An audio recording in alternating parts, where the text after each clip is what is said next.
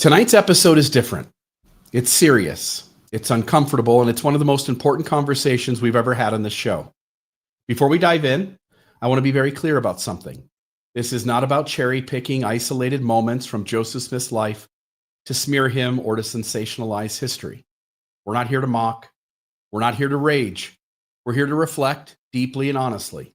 What we are doing is examining a pattern, a consistent, documented pattern of behavior. How Joseph Smith approached, persuaded, and sometimes pressured young girls and women into secret relationships under the authority of revelation. And we're putting this pattern side by side with what we know and understand about grooming, spiritual coercion, and predatory behavior. This isn't just for ex-Mormons or critics. I'm asking everyone, even the most believing Latter-day Saints who may be watching, to simply sit with this. Don't defend, don't dismiss, just observe the data. Listen to the voices. Notice the tactics. Because when we step back and look at the entire landscape, not just one rock, but the whole mountain, it becomes harder and harder to tell the difference between the acts of a divinely inspired prophet and the tactics of someone using power, secrecy, and fear to exploit the vulnerable. If that makes you uncomfortable, it should. It makes me uncomfortable too. But that's why this matters, and that's why we're going to walk through it carefully, respectfully, and without flinching. Next on Mormonism Live. Mr. Radio Free Mormon, good evening to you. It is the 16th of July. How are you doing? I'm doing great. No flinching, Bill. No flinching. No flinching. That's the title of Stephen King's new book that I just got done reading. We'll talk more about that on Friday. I love it. Can't wait to hear that. Stephen King, the great author of books that will scare the hell out of you and make you think twice. So yes, especially think twice about reading it at night. You know, I want to say that this is a really interesting idea, I think, that you've come up with for this evening's show, which, as I understand it, and as I've explained it to other people, which is you're going to simply look at a number of elements, a number of signs that experts agree to are indicative of generally a man who is grooming young children in order for a sex or something sexual of that nature, for sexual abuse usually. And so when you take those things and those signs and those elements that experts agree on today, and then you look back at Joseph Smith and a number of incidents that are in the historical record about him, the question is, in this Venn diagram, how much overlap is there between these two circles? No one would say it's complete, I don't think. But I don't think anybody can say it's completely separate either. Yeah, totally. And we're going to go through a lot, RFM. And I sort of prepped you during the week and said this might go a little long. I'm going to change the screen here and put the slideshow up. So there's the thumbnail.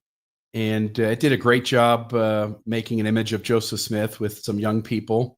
Emma, that's supposed to be Emma in the background with her sort of astounded moment, noticing what's going on. But I want to start off just pointing out what experts agree on. Again, this is U.S. Department of Justice. This is child protection agencies.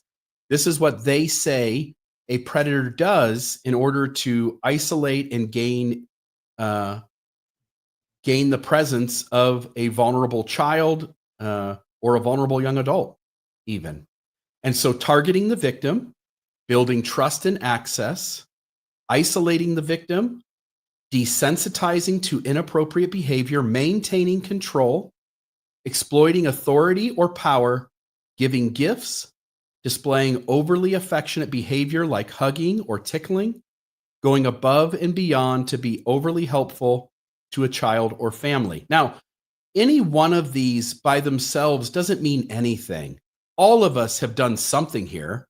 What you're looking for is a pattern of behavior that fits enough categories that you would start to notice that this person maybe is being allowed a closeness that is too risky to allow. And again, I will just grant, by the way, that most abuse comes at the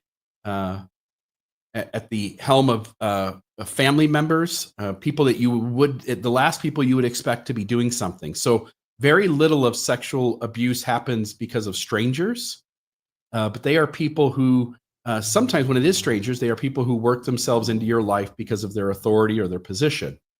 And so these are child grooming mechanisms.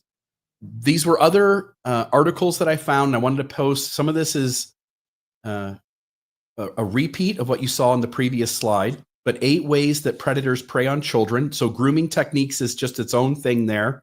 I only underline the ones that I think pertain to tonight. Number 3, using authority or a position of trust. Number 5, exploiting emotional vulnerability. Number 6, threats and intimidation.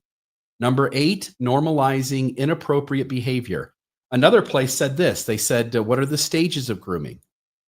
Stage 1, targeting. Stage 2, gaining trust. Under targeting, they look for someone who is experiencing loneliness, adverse childhood experiences, history of trauma, housing instability or homelessness, or a lack of supportive adult figures. Number 2, under gaining trust, the predator works to gain trust both of the victim and the community around the victim, such as parents, teachers, other supportive adults. Stage 3, filling a need. The predator fills a need to make the victim dependent on them. Major events can leave children vulnerable to predators. Number 4, isolation. The predator will begin to withdraw the victim from their support systems. If there is trouble within a parent-child relationship, they will exploit that. Number 5, desensitization and abuse. That says they may demand favors in return for the gifts given to them. Stage 6, maintain control. The predator maintains control by threats, violence, and other psychological manipulation. Then here was another site. It had the 7 P's of grooming: praise, precocious conversation, privacy, pressure, presence. Okay, and presence meaning gifts. The predator will use trickery such as sending gifts to win the trust of a child if other grooming tactics are not working. A child predator gains time with children. They do this by spending excessive time at your home or with you and your family. They will work very hard to arrange for alone time with your child. What does a child molester look for? Vulnerability, opportunities. But if a grown-up prefers to spend time with kids playing, this is a red flag. And again, these all came from websites that are trying to offer tools and resources, as well as the U.S. Department of Justice. Signs of a child predator, how to identify grooming behavior.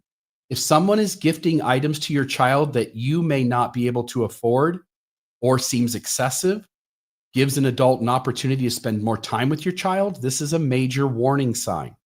A predator will prep your child. They'll test the waters to make sure your child can keep secrets. Spot the signs of a child predator in action. Singles out a child, lavishes them with extra attention, affections, gifts, and develops an age-inappropriate relationship. Pushes and regularly suggests alone time with your child, hugging, wrestling, holding a child. And then last one I've got underlined there, appears too good to be true and is frequently swooping in to babysit your children for free. And I'll just tell a little story here. And I might have said this on Mormonism After Dark at one point, but I used to work at a floor covering store in Ohio. And my bosses, the owners of the company, were a brother and a sister, and they were close. They went to like Christmas parties, did other things together. So every year they would have a neighbor on a street of one of them. I don't know if it was the brother or the sister, but they would have a neighbor who volunteered. He always came every year and said, "Hey, I like being Santa Claus. If you guys are interested, I'm going to go." He knocks on every door of the whole neighborhood and he offers the opportunity to be Santa Claus for everyone. Right. And so you can have this guy. He won't charge you anything. He does it for free. He loves it so much. He puts on the Santa suit, and then he has the kids in all of the neighborhood sit on his lap and tell them what they want for Christmas. And me and my coworker look at each other like, that seems strange. And they were like, "No, he's so nice. And he does it every year. And he loves the kids. And he's not married, doesn't have any kids of his own." And the coworker and I look at each other and go, you might recognize that seems like maybe that person could be. Again, I'm going to say this. We can't pinpoint for sure what anybody's motivations are. Joseph Smith claims that God himself talked to him and told him to carry out polygamy, and that an angel with a drawn sword, which we'll get to later, pressured Smith to do it, otherwise he would be destroyed. Meanwhile, we're going to take a look tonight at the behaviors and actions of Joseph Smith. And I'll ask you here to start, before we jump into the historical moments that fit into certain categories. I imagine you don't disagree. And I would imagine that most of our audience wouldn't disagree that if somebody fit a lot of these behaviors, if somebody had a lot of these things, one or two, whatever, but if somebody displayed a bunch of these, not that they are an abuser, but we probably wouldn't want our kids hanging out with them, and we would really keep a close eye on any interaction that they had, even in the presence of other adults. Yeah, I think most people would rather be safe than sorry where this is concerned. Yeah.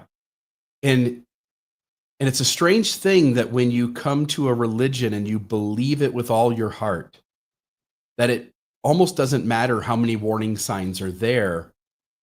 You just assume the best in your leaders who you've been told to assume the best in. 35 years ago, I'm at church. I'm in the prosecutor's office and at church on a Sunday, and there's this family, and they got this guy who's staying with them, who they are telling me, not that he has these signs or 2 out of 3 or 5 or 6.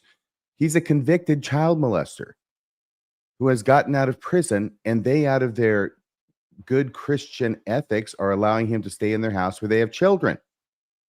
And I'm looking at them and I'm saying, are you out of your mind? And they could not understand why I thought that was a problem. Yeah. I grew up in the 1980s, and my parents and the parents of my neighborhood, the parents of the kids I went to school with, no one thought twice about a grown adult who enjoyed spending his time playing with kids, playing sports in the field or whatever it is. And I remember in my neighborhood, there were a bunch of us that there was an adult or two that we sort of congregated at their house. And I think today we're a lot more wary of these things. We sense that, this kind of behavior, again, 1 or 2 of these doesn't make someone a bad person who's done something. But we've heard enough horror stories now that we're a lot more reluctant to put our children in spaces where we notice these warning signs that we just spoke about. Mm-hmm. And I think now we're in 2025, and I don't think anybody else did this topic this way. And I sort of find that strange, with as much history as we have on the record, that no one has facilitated the discussion, breaking it out in this manner to show the overlap. Yeah, I'm looking forward to this because I went through the slides the other day and I was, I know the stories. Did you tell me? I'm not sure you told me one story about Joseph Smith that I did not know before or had not heard before. Right. But it was the organization of them under these different categories of what experts identify as red flags for child molesters. And then it made it very uncomfortable. Yes. And so I'll just note again, similarities between Smith's behavior and that of a sexual predator. And I give the caveat here, each event spoken of here may contain multiple correlations with child grooming techniques. Hence, the same story may be shared in multiple places, or you may think that where I share it, it would have fit better elsewhere. And I'll just grant that. This wasn't to be some sort of comprehensive evaluation. This was just to take a bunch of historical moments and categorize them into what looks very similar to the grooming techniques that we've already talked about. Let me take that comment off the screen. So now we get into the actions and behaviors of Joseph Smith. And I start off with really innocent ones here. I don't make much out of these, but I think by the end, it's important that we add all of them together so that we can see the forest from the trees. A natural fondness for children. And I'll just note, contemporaries all around Smith noted how kind and how much attention he gave to children. And I just want to, I'll read the specific part here at the bottom, that Ezra Booth took note of this behavior, and he complained that Joseph, in his view, ought not to laugh or play with children, finding such informality unprofit-like.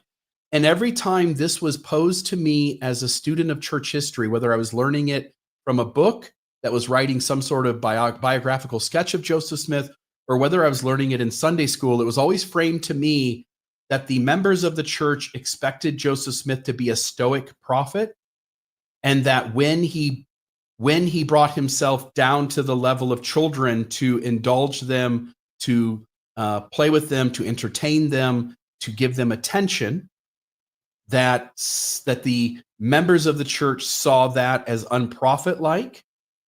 And I think that there are a lot of good people out there who, Mr. Rogers being a great example.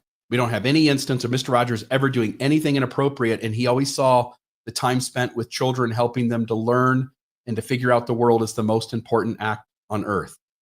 And so Joseph Smith, if I start off, I could say Joseph Smith could just be someone along the lines of Fred Rogers who just really cared about children.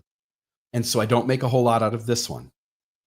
I've got an image there, Joseph Smith hanging out with kids. So the first category I get into after this giving children sort of a fondness of children is displaying overly affectionate behavior. RFM, do you mind reading this one? Sure. Joseph Smith did not hesitate to join children and youth in wholesome play, and several reminiscences highlight his playful side. So this is from a faithful perspective. In Nauvoo, he sometimes engaged in games with the younger generation, even if it risked his dignified image. Lorenzo Snow remembered one impromptu ball game Joseph played with a group of young men. Joseph's older brother, Hiram, grew concerned that such lighthearted behavior might give skeptics an excuse to criticize. After the game, Hiram gently scolded that such conduct was not proper for a prophet of the Lord. Joseph, however, responded with a smile and a reasoning born of love. "Brother Hiram," he said, "my mingling with the boys in a harmless sport like this does not injure me in any way. On the other hand, it makes them happy and draws their hearts nearer to mine. And who knows, but there may be young men among them who may sometime lay down their lives for me." Not long after, during rising persecution, 2 young men in Nauvoo indeed risked their lives for Joseph, confirming the loyalty he had earned. This was not an isolated episode. Joseph often joined in youthful games. He was known to wrestle or romp with the older boys and to engage in athletic contests, much to their delight. Even some who were not Latter-day Saints took note. Travel writer Jules Remy reported that Joseph had a peculiar fondness for children, constantly surrounding himself with them, mingling in their sports, and comforting them in their little troubles. Yeah, and I'll just say this is innocent enough. I've had plenty of moments in my life where when I had young kids that I spent time with other kids from the neighborhood or kids of my friends of my kids, and played sports and threw the football around and tried to be a positive role model and father figure to those children. I don't see anything malicious here, but I will note that there are folks, including Joseph Smith's own brother, who just noted that it didn't seem quite proper the way he was behaving. And as the guy at the bottom noted, had a peculiar fondness for children. But again, innocent enough, nothing really here that I would want to spend a ton of time on. Here's what I want to ask you, Bill, Please. though, okay? I know you're trying to speak objectively about this information, Yeah. but ultimately, I suspect, given the fact I've gone through the slides and I've heard you say it 100 times, is that you're going to conclude that Joseph Smith was a sexual predator, correct? When we get further into the slideshow, I think the historical moments become much more significant in pointing to that. Yes. Okay, that's why I want to point out, if that's going to be the ultimate conclusion, then Yeah. these things that you're starting out with, although innocent enough, if he is a sexual predator, these are malicious. That's the whole thing. That's Yes. what I mean. I know you're trying to look at it objectively, but I wanted to get into this other side of it, which is the important part of bringing up all these signs, right? That if you are in fact dealing with a sexual predator, and I'm not saying that Joseph Smith was, But if indeed that's the case, then yes, you do want to take note of these signs and protect your children. If I was a believer watching this podcast, I would immediately, right now, at this point in the show, I would be going, oh, this guy's just stretching for anything. He's just trying to make anything fit into his conclusion. And what I would suggest to anyone who's watching is keep watching, because this will get progressively worse as we get through these historical moments. So now, play and physical recreation with the children. Joseph F. Smith recalled that his uncle bounced him on his knee when he returned from a trip, showing a warm familiarity before discerning the boy's, I don't know what that word is, pallor. Pallor, he was pale for some reason. Gotcha. Apparently sick. Another saint, Mary West, said the prophet would sometimes pick up children and bless them or play with them, making them feel loved or important. Again, doesn't bother me at all at this point. So now we start to get into ones that I think are much more egregious. And I think it was important to get the much lighter ones out of the way, the ones that people could easily dismiss. Do you mind reading this one as well? You want me to read the red parts? You can just note this is Edward Partridge that we're talking about, and Right. it talks about his family and them, essentially becoming members of the church and then moving from one location to another to be with the saints. And of course, the key part being Edward Partridge, the first bishop in the church, unfortunately dies on May 27th, 1840, leaving the family fatherless. Emily and her older sister, Eliza, who are two of his daughters, went to live in the prophet's home. Emily, recalled, Joseph and Emma offered us, Emily and her sister Eliza, Joseph and Emma offered us a home in their family. They treated us with great kindness. We had been there about 1 year when the principle of plural marriage was made known to us, and I was married to Joseph Smith on the 4th of March, 1843. Brother Heber Kimball performed the ceremony.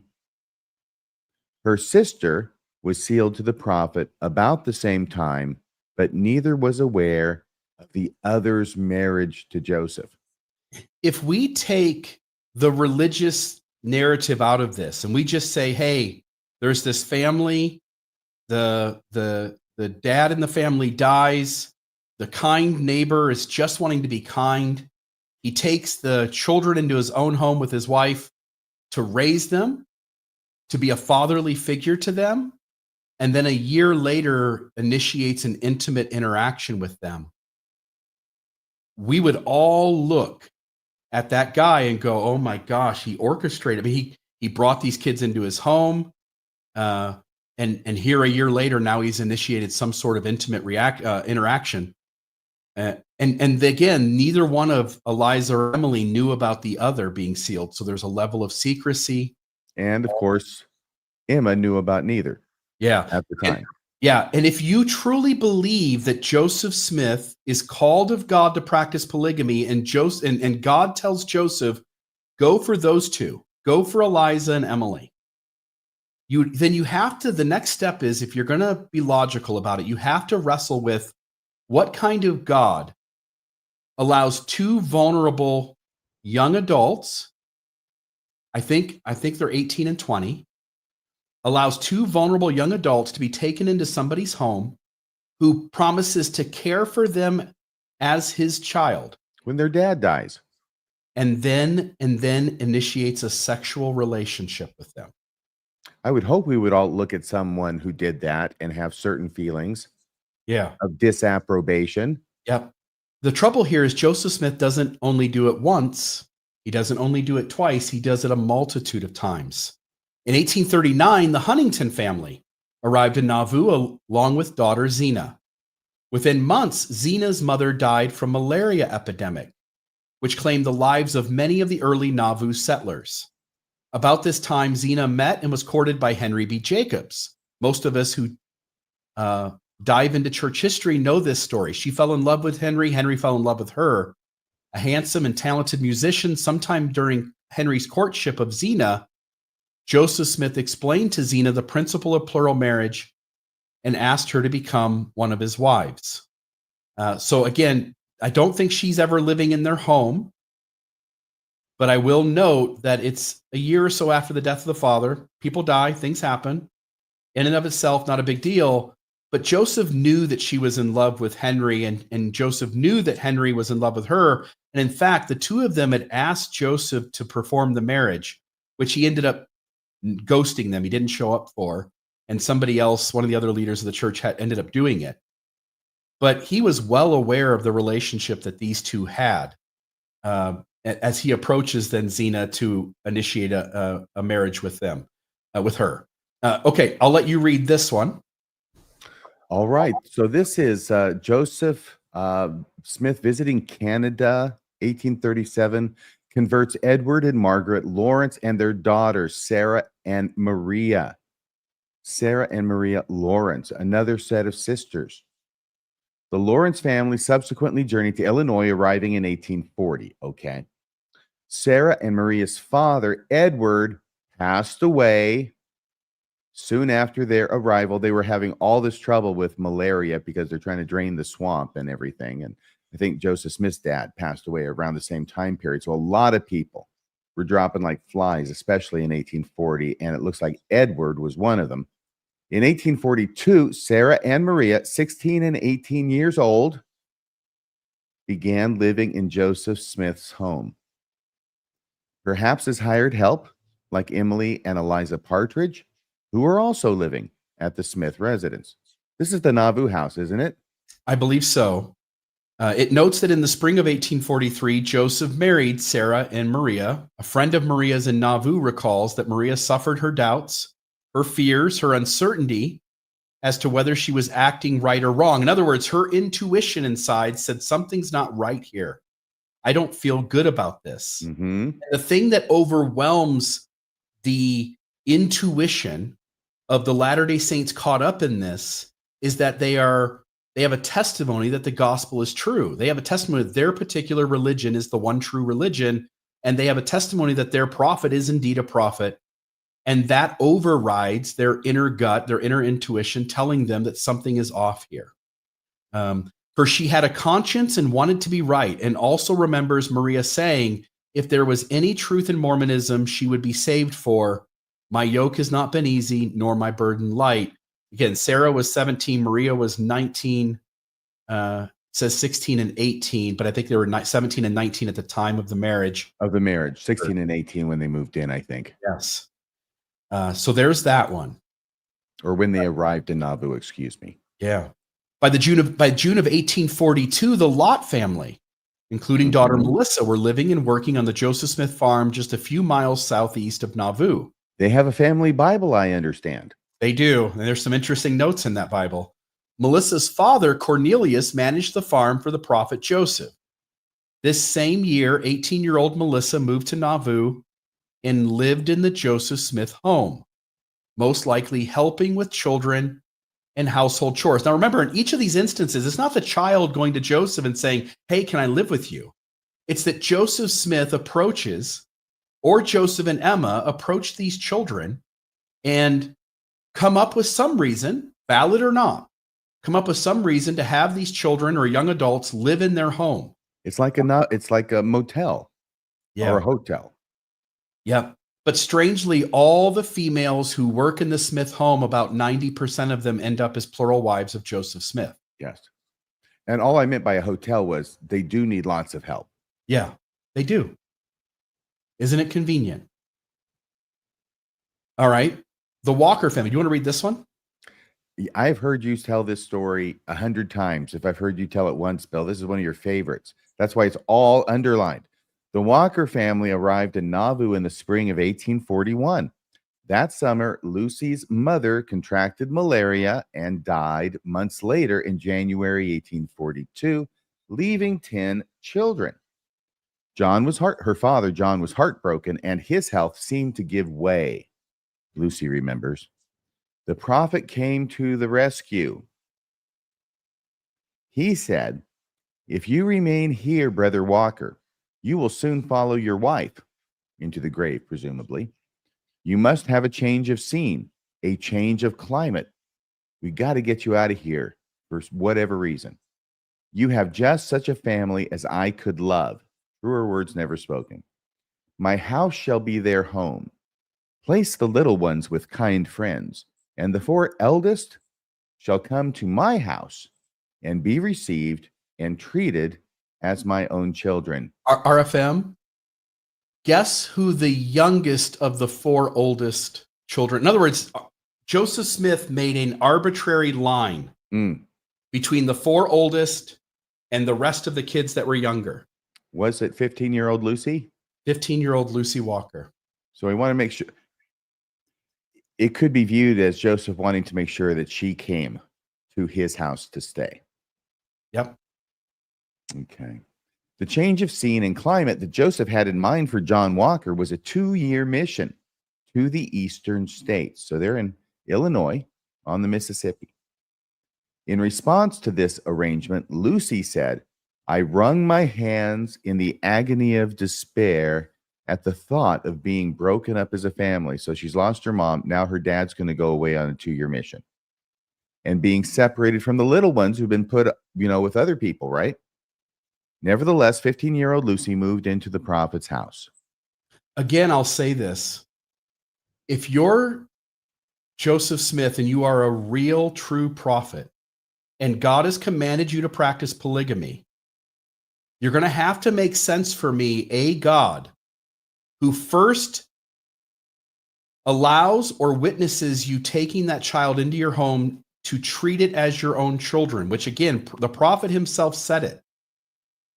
You have just such a family as I could love. My house shall be their home.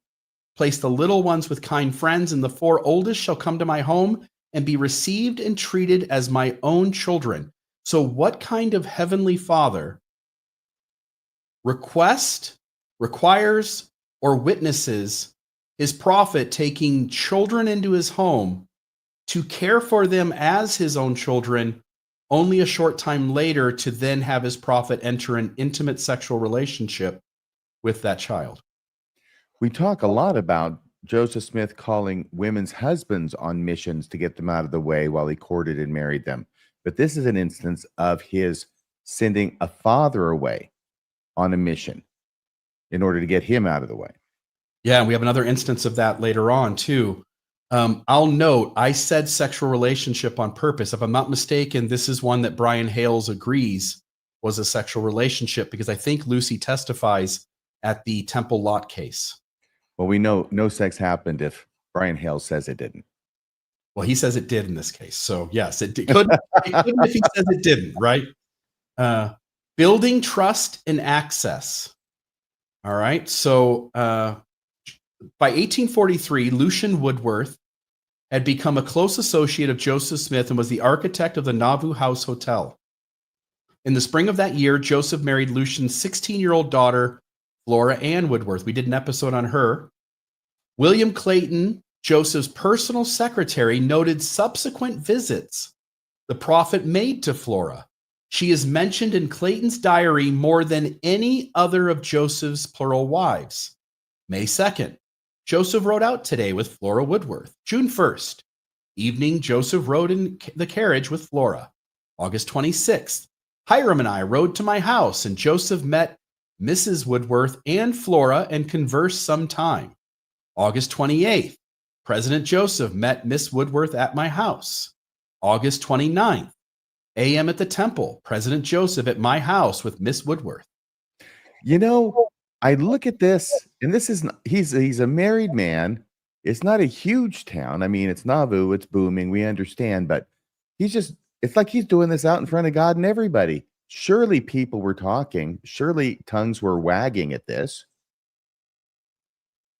Yeah, and this is how rumors get started. This is why, as you point out often, that Section 101 downplays the fact that there's already accusations running in the town of Joseph Smith being something other than monogamous, and that the saints are being accused of polygamy, is because when you do things like this, rumors get started. I'm just thinking about me driving around with some, young girl who now is working at my hotel, and it's like spending all this time with her in front of everybody and just expecting everybody to be okay with this. Maybe that's where Joseph was a bit myopic in thinking, well, everybody else won't have any problem with it the same way I don't. And again, if you set the religious narrative off to the side, it's only the fact that this man is a prophet to everyone that he's allowed to get away with this behavior without it hurting him or damaging him even more. Who's going to question the leader of their church? Very few people have the ability to actually do that. All right, isolating the victim. Would you read this next one here? Yes. Joseph Smith gained access to Fanny Alger through a position of trust and authority. She was a teenage girl living and working in the Smith household, but this is in Ohio, right? This is in Kirtland. As a domestic helper in the early 1830s. Is mid 1830s around there? Is that fair to say? It's Yeah, a bit, I know, ambiguous. This said early, but there was some argument at some point that it was 1835. Yeah, and Don Bradley argues for 1836. Which I think makes her 18 or 19 years old. Yeah. So she could be 16, 17, 18, 19, depending on when. As the head of the household and religious leader, Smith held power over every aspect of her environment, her employment, her religious beliefs, and her social standing. While the details of their relationship remain murky due to limited records, the fact that she resided in his home gave him constant proximity and opportunity. Yeah, and if this is the only thing that happened, and Emma never saw nothing, and there was never any hint or allegation about sexual impropriety between Joseph and Fanny, right? And if none of the other stuff had ever happened, then this wouldn't look strange. But we know it's coming down the pike, right? This is this is Joseph Smith trying it out. It seems one of his first attempts. So we know that this is more significant than it might be if nothing else had ever happened after this. Yeah. The domestic arrangement blurred lines between employer and spiritual leader, placing Fanny in a highly vulnerable position where resistance would have been complicated by dependence and power dynamics. The so-called barn incident with Fanny Alger, reportedly witnessed by Emma Smith, points to Joseph's pattern of engineering a private encounter with a young woman away from scrutiny. We know that he's spending time, for instance, with the Partridge sisters, separate from each other. They don't even know it, and Emma isn't aware of it. We know that he spends time with the Lawrence sisters, and Emma isn't privy to it early on. And later on, I think she also, just like the Partridge sisters, gives Joseph permission to initiate a relationship with them. And again, I have to just, in modern 2025, the past is a foreign country. They do things differently there. I would argue having intimate relationships with children is always wrong, regardless of what society says about things. But the past is a foreign country. They do things differently there. But I would note in 2025, we would look at Emma as contributing to these things happening. Even though she's resistant, she tears up 132, throws it in the fire, whatever she does. There's lots of moments where she balks at it and throws her hands up in disgust at what's going on and doesn't want anything to do with it. But there are also other moments where she helps Joseph Smith to attain these relationships. And for those moments, she contributed to these things happening. So it says here, according to some accounts, Emma discovered Joseph and Fanny alone in the barn, which triggered significant conflict between Joseph and his wife. That we know. Regardless of whether this encounter was romantic, sexual, or ceremonial, it reveals a deliberate effort by Smith to isolate Fanny from others and also from his wife in order to engage in behavior that he kept hidden. This incident is consistent with grooming patterns, creating one-on-one settings, which predators often create under seemingly innocent pretenses to test and escalate boundaries while shielding the interaction from witness or intervention. All right, I'll let you read this one. Oh, on April 6, 1840, this was always one of my favorite stories when Orson Hyde was called by Joseph Smith to go to Jerusalem to dedicate the Holy Land for the return of the Jews in the last days in preparation for the return of the Son of Man. That's a long way, by the way, Jerusalem. That's far, far away. On Judea's plains. Yeah. That's where the song comes from. It took him a year and a half to get there, I think. Yeah. So it says on April 6th, Orson's writing, I was appointed in company with Elder John E. Page. He's the guy who bailed when they got to the eastern seaboard, I think, to go on a mission to Jerusalem, or at least that's the way I heard it. A week later, Orson left for what would be a 3-year mission. On October 24th, 1841, a year and a half later, Orson stood on the Mount of Olives and consecrated Palestine for the gathering of Judah in the last days, and it's been all downhill ever since. While Orson was gone, Miranda, his wife, Miranda, had to live in a little log house whose windows had no glass. Well, this is terrible. I know this happens a lot, but just responding to it, Orson gets called on a mission, and his wife stays and has to live in this little log house, no windows, just greased paper in the places where windows would be. And all she had to eat was a little cornmeal and a few groceries, were all the provisions remaining to sustain her and the little ones. Wow. Noting Miranda's living conditions, Joseph Smith received the following revelation dated November 2nd, 1841. By the way, who caused her living conditions? God. And therefore who? Oh, you mean Joseph. Well, don't kill the messenger. It's God's idea. When you send the husband on a mission and now the wife is desolate, you're the one who sent them on a mission. You're the one who made her desolate. That's why God had to give the revelation for Joseph to take care of her now. See? Right. Okay. Is this in the D&C? This doesn't sound familiar to me. Verily, thus saith the Lord unto you, my servant Joseph, that inasmuch as you have called upon me to know my will concerning my handmaid, Nancy Miranda Hyde, behold, it is my will that she should have a better place prepared for her than that in which she now lives. She should have a better place. What place do you think is better, RFM? Where would a better place be? Well, the Nauvoo house has a lot of rooms. A lot of rooms. Got real glass in the windows. He created the problem. He created the problem and then he solved it. Yes. And let my handmaid Nancy Miranda Hyde hearken to the counsel of my servant Joseph in all things, waka waka, whatsoever he shall teach unto her. There's more coming. Miranda soon moved to a better home. In the spring of 1842, she married Joseph. Yeah. And I don't know if she lived with the prophet. I sort of assumed that's where it was going, but I don't know that she lived with the prophet. But within a year or so, she ends up marrying Joseph Smith.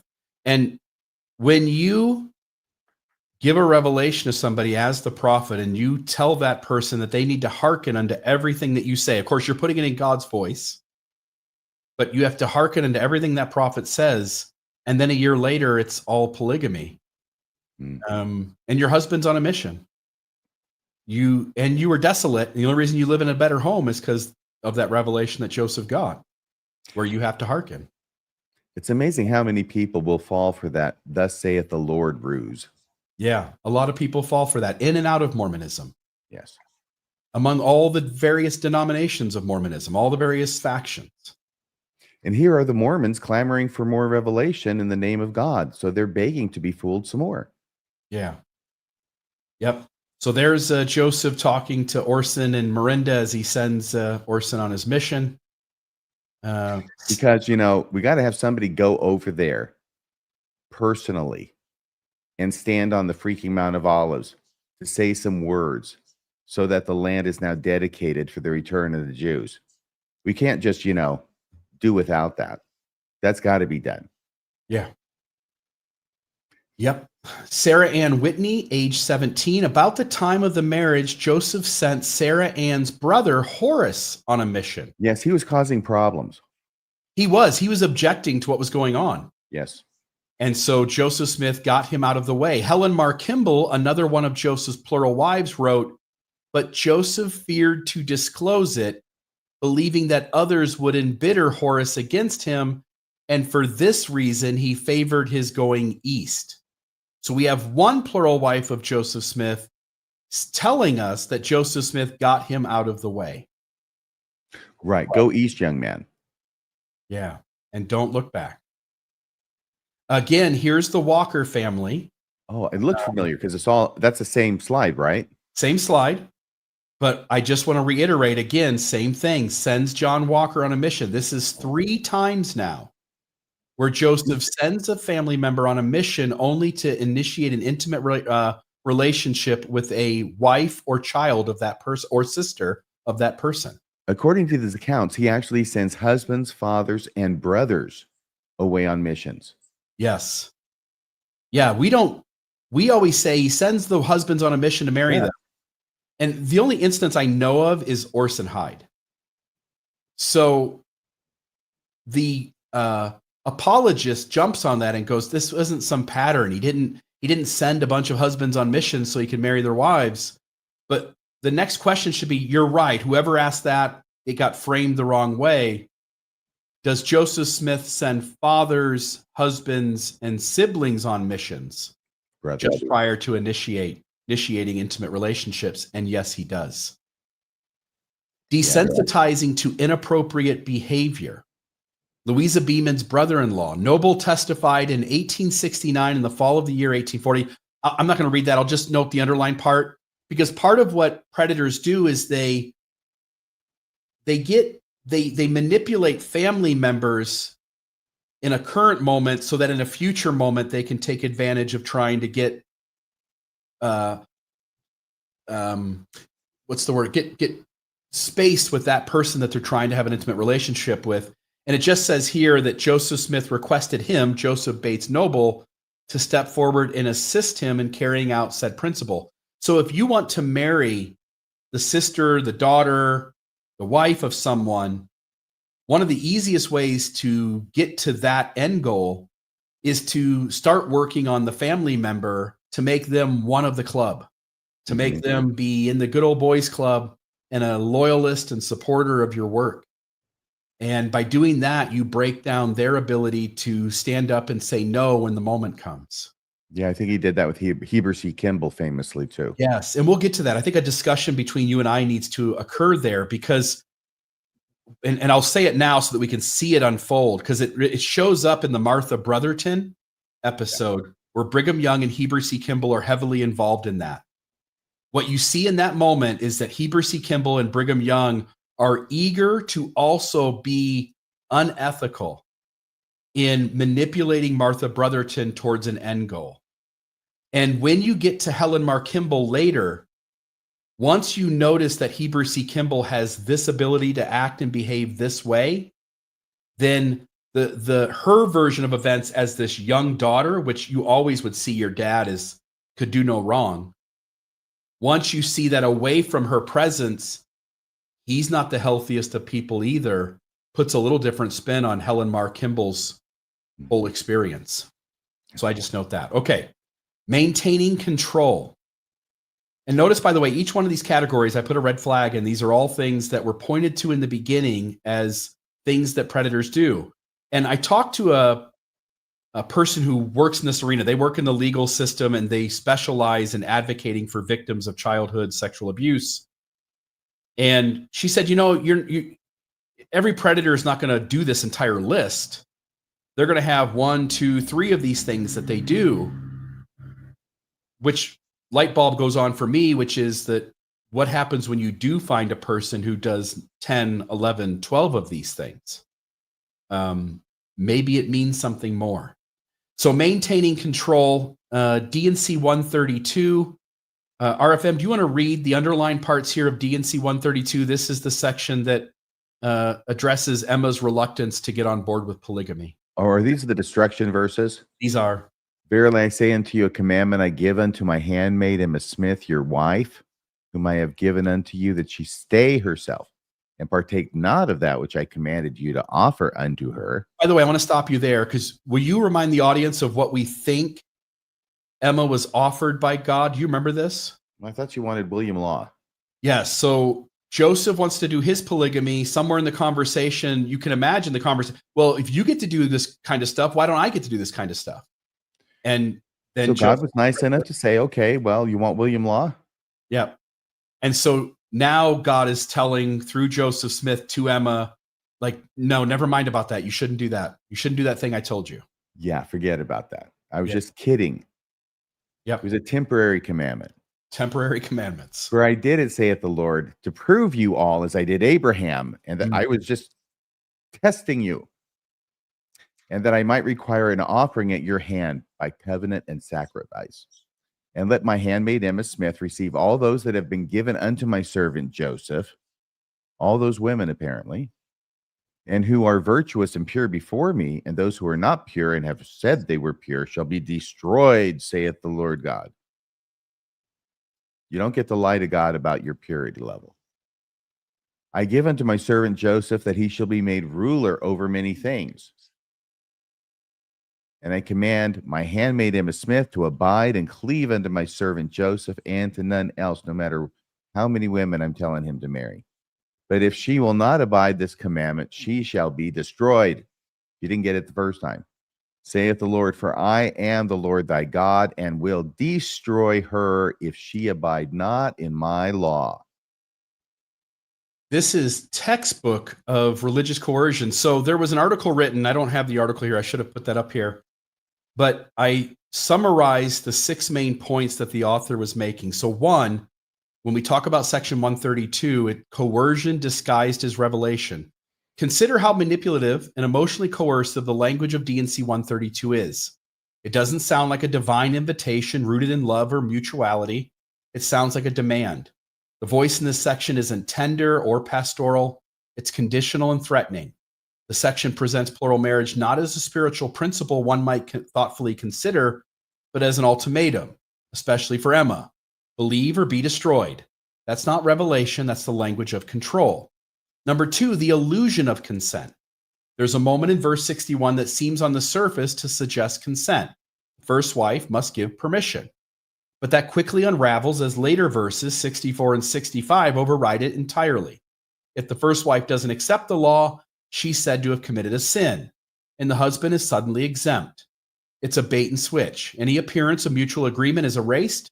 This is a system in which a woman's refusal is pathologized, and her resistance becomes the justification for further domination. Number 3, fear as a tool of compliance. The phrase, she shall be destroyed, hits like a brick. That threat hangs in the air as a warning to any woman that would question, hesitate, or say no. It's emotionally abusive theology. You're not just disagreeing, you're risking damnation. This type of fear-based compliance mirrors tactics I've seen, and that's the author, I've seen in toxic relationships. They isolate the person, they load them with spiritual consequences, and call it love.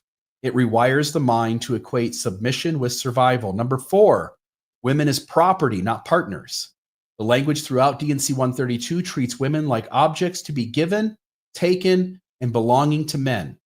It's disturbing. Virgins are given to him, concubines are called his, and wives are something the man is entitled to. There's no recognition of the woman's will, voice, or spiritual autonomy. They're accessories to male exaltation, not co-creators of eternal partnership. That's not celestial. It's feudal. Number 5, asymmetry of accountability. What deepens the damage is how one-sided the accountability is. A man can take multiple wives, and the revelation assures him of divine backing. Meanwhile, the woman's salvation depends entirely on obedience and acceptance. There's no reciprocal commitment, no spiritual parity. The man is promised power and increase. The woman is promised destruction if she doesn't get in line. That's not just unfair, it's structurally abusive.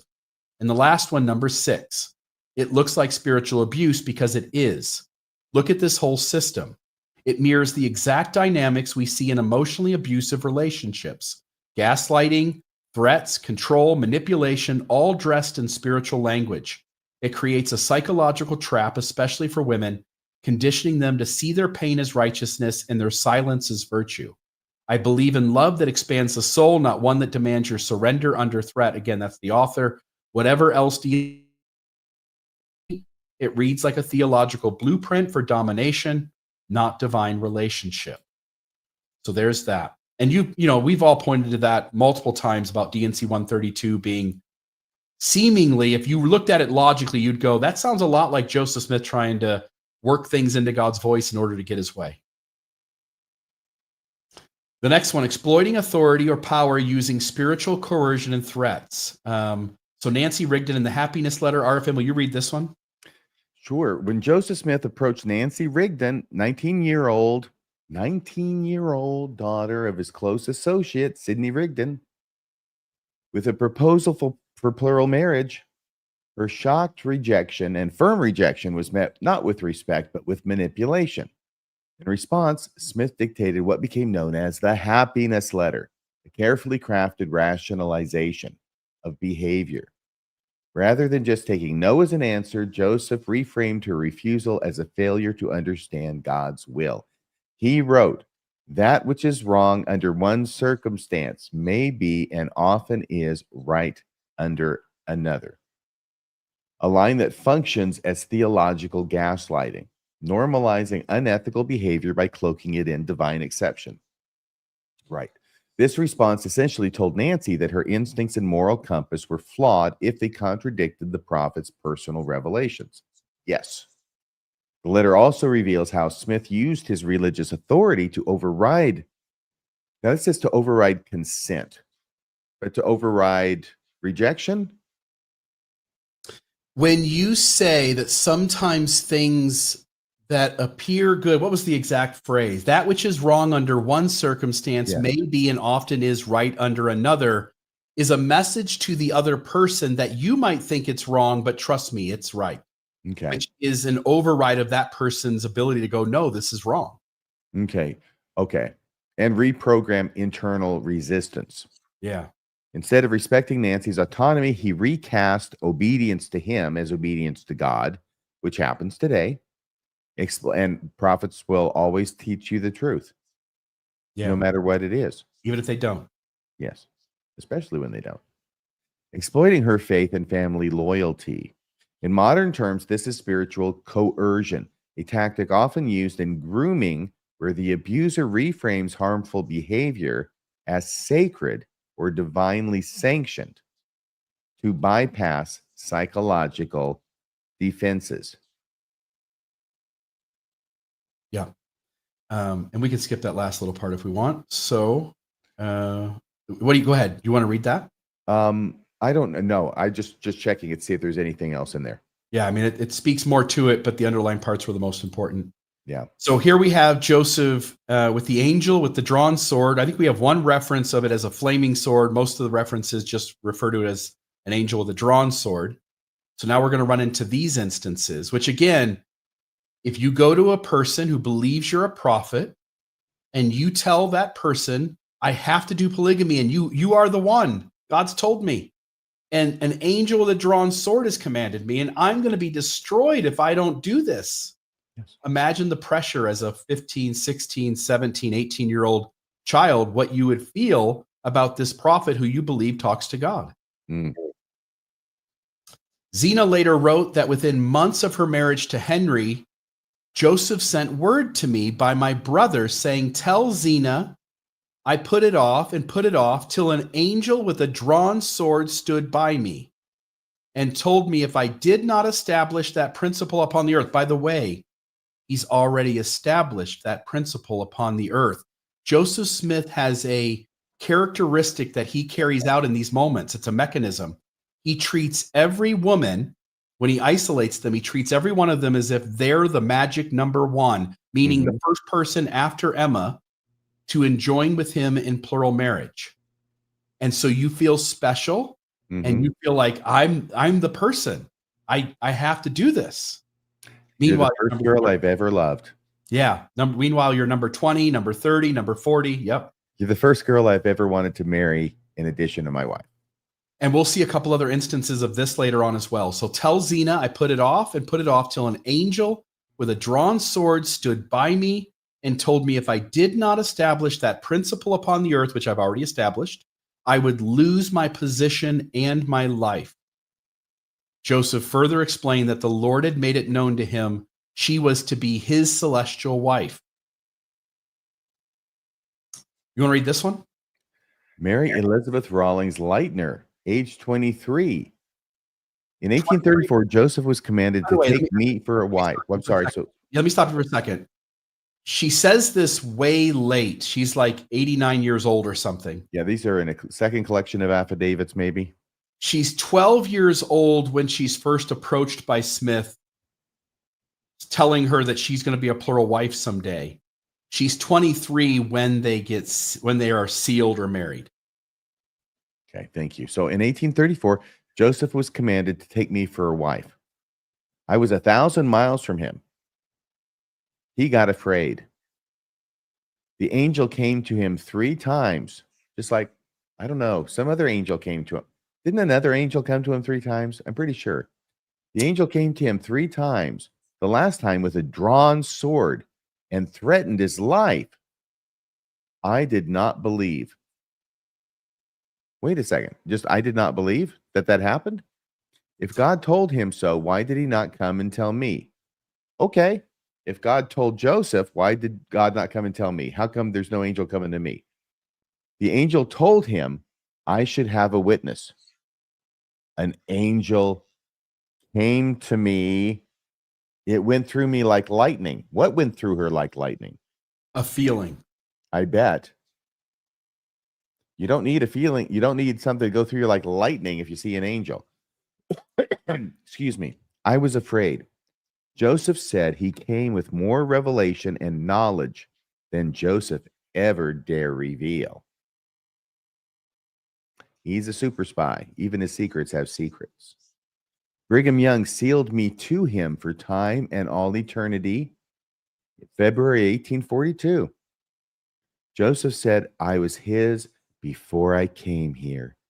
And he said, all the devils in hell should never get me from him.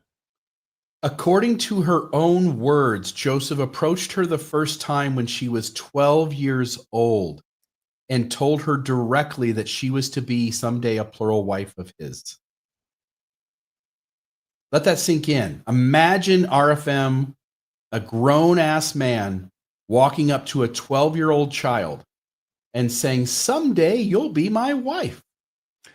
Well, she was 1,000 miles away from him at that time. Is she speaking literally? I mean, is she in Zion or something? She's down in Missouri. Yeah, there are different moments here. So I think she's speaking about when the angel came, which according to Joseph would be a precursor to him telling her at some other moment when she's 12, because this is about the same year.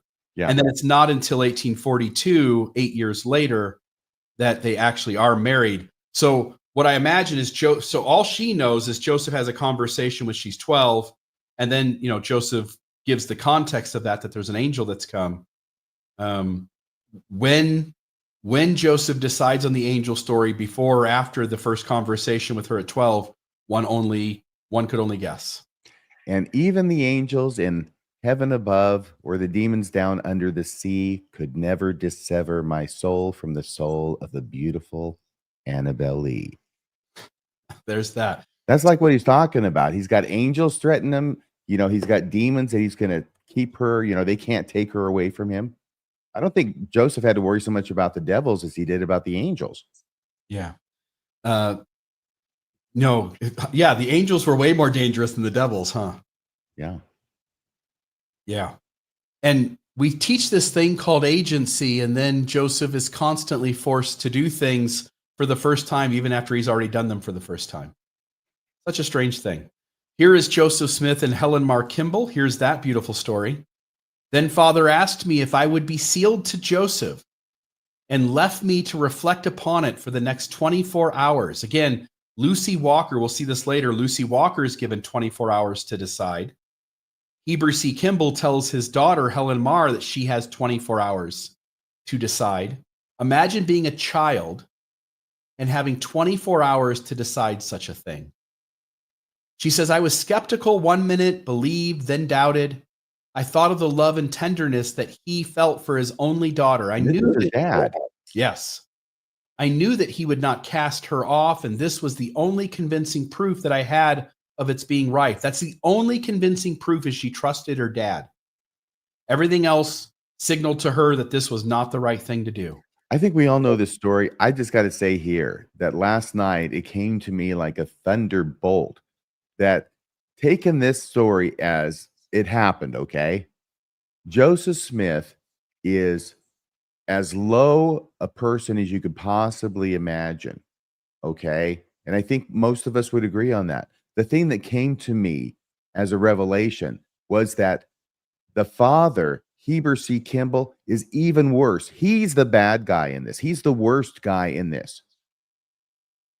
Yes, and the apologist wants to play it off that Heber C's a great dad and Helen Mar trusted him. And again, wait till we get to Martha Brotherton.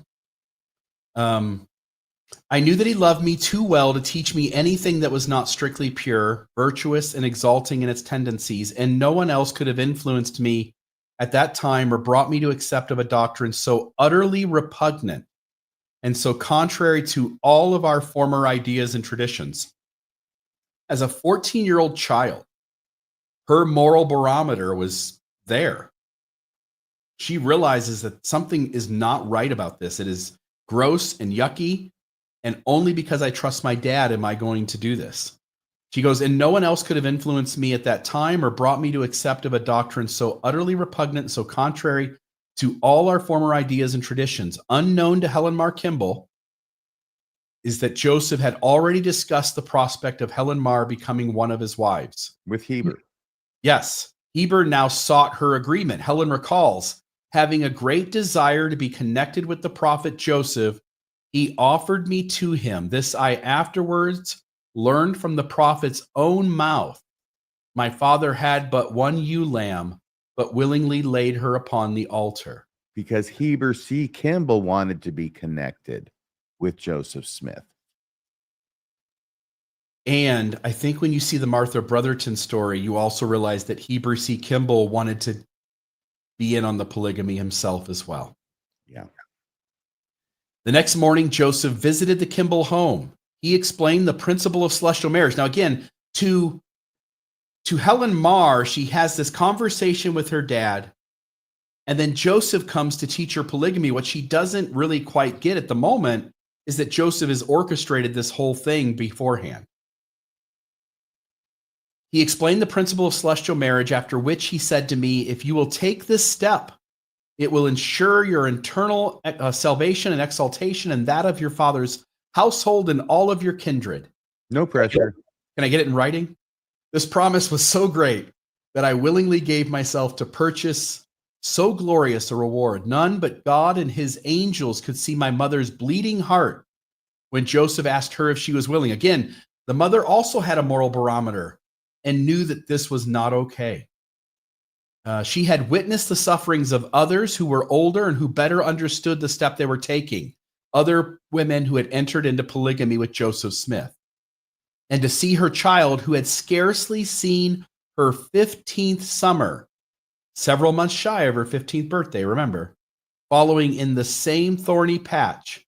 In her mind, she saw the misery which was sure to come, but it was all hidden from me. Helen's mother reluctantly agreed, and in May of 1843, Helen married Joseph Smith. And there she talks about the misery she experienced being a plural wife of Joseph Smith. Yes. In fact, I'll let you read that. During the winter of 1843-44, there were weekly parties at Joseph Smith's mansion house. Weekly, I tell you, weekly. Many of Helen's friends attended, as well as her 16-year-old brother, William.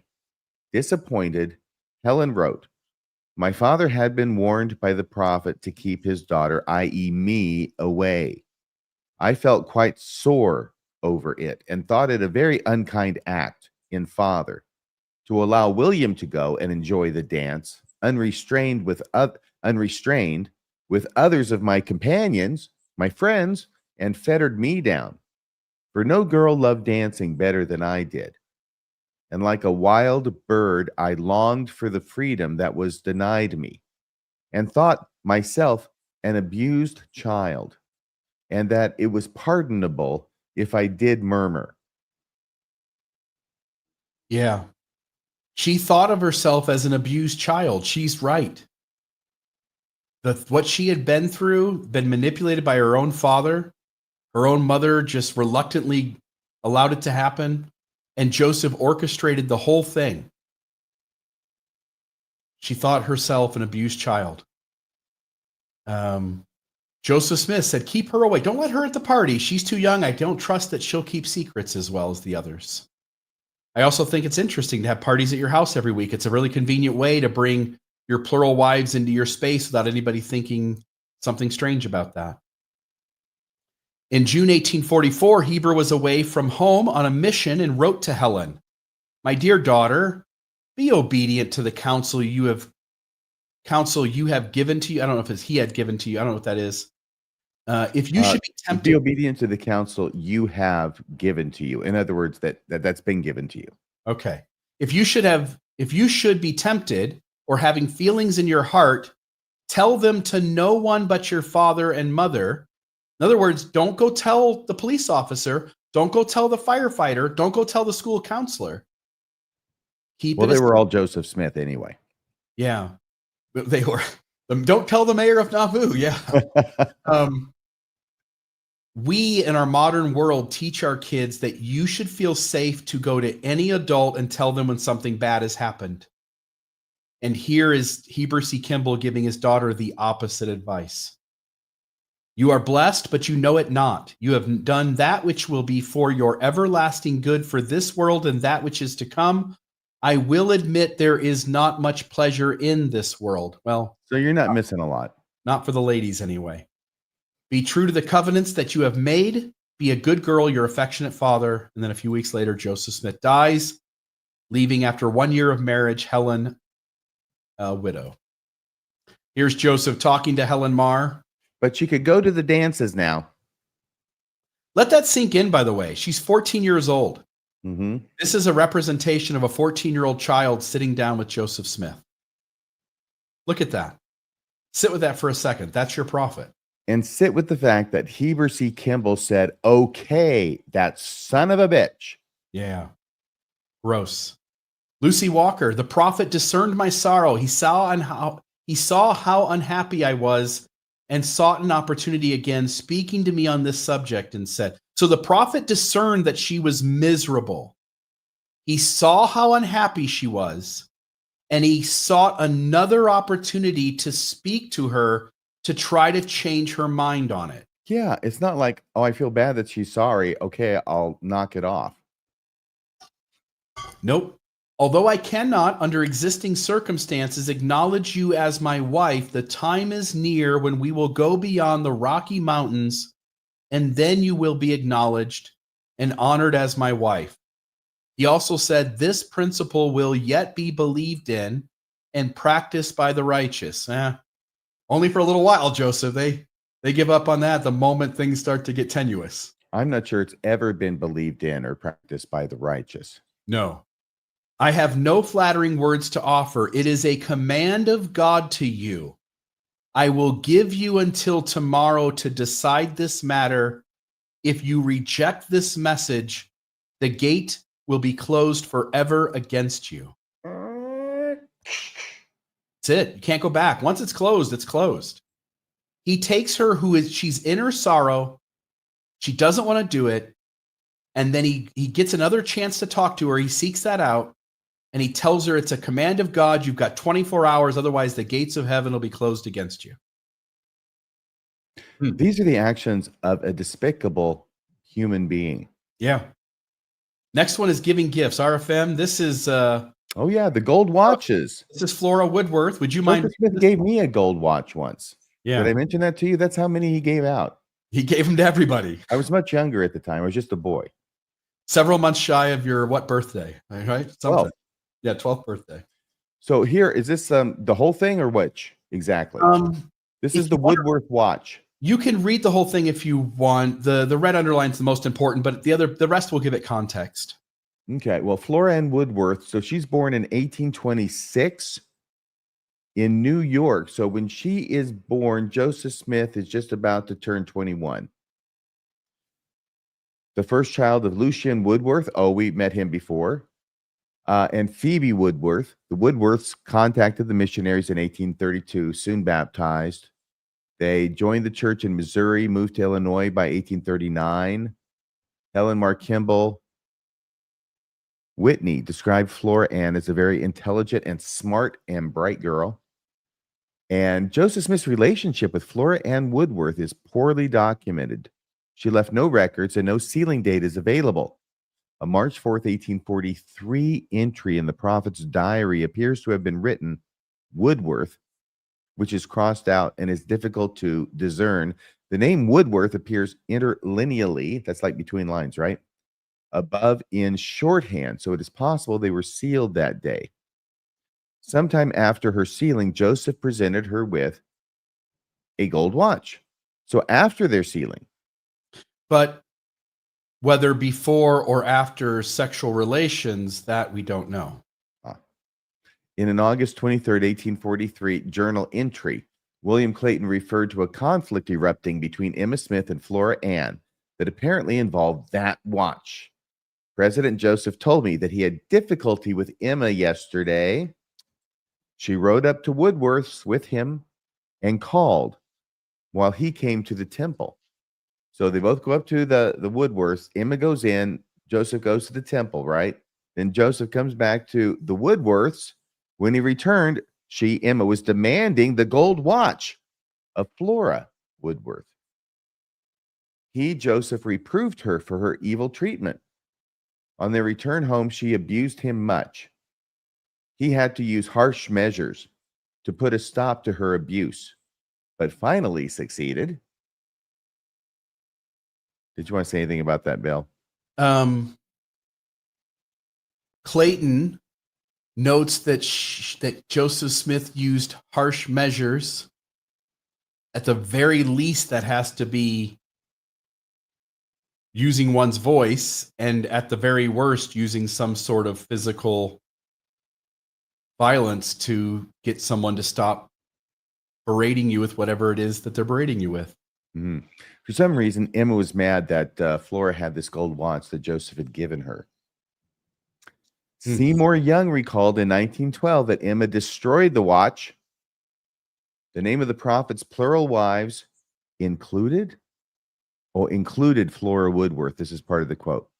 The name of the prophet's plural wives included Flora Woodworth, to whom he is said to have given a gold locket or watch, which was stamped underfoot by Emma. So here we have an instance of a gift being given, but it's not the only one. In the footnotes, I think this was something by Brian Hales, if I'm not mistaken. But footnote number 3, no record exists of the exact date of the marriage or the gift giving of the watch. The prophet may have given a gold watch to several of his plural wives. Mary Ann Barzee, that name should ring a bell because the kidnappers of Elizabeth Smart, the female in that couple, her name was Barzee. But Mary Ann Barzee Boyce remembered that she was acquainted with Eliza R. Snow Smith, again, one of Joseph's wives. That's the poetess, Eliza R. Snow, and saw his gold watch, which she carries. Mary Ann Boyce and John Boyce and Mary Ann Barzee Boyce, record, manuscript 8883, microfilm, da-da-da. Okay, so according to witnesses, Joseph Smith gave gold watches to more than one of his plural wives. It was a gift that he gave to them. So there's that. Going above and beyond to be overly helpful to a child or family. Here again, we have the Walker family. It sounds like Joseph's coming to the rescue. Mm-hmm. That's what she says. The prophet came to the rescue. But once you understand that Joseph had a history, we showed it earlier, a history of approaching women who had lost their parent, one of their parents, and has sent a dad, a husband, and a brother on a mission, you start to sense the patterns of behavior that Joseph Smith has. And so while he comes to the rescue as a man who only wants to look out for the good of Mr. Walker, he in fact sends Mr. Walker on a mission, orchestrates the 4 oldest children, Lucy Walker being the youngest of the 4, to live with them. And she says they were treated by Joseph as his own children. That's insane that becomes an intimate relationship. What's the movie director who married his foster daughter? Woody Allen. Woody Allen.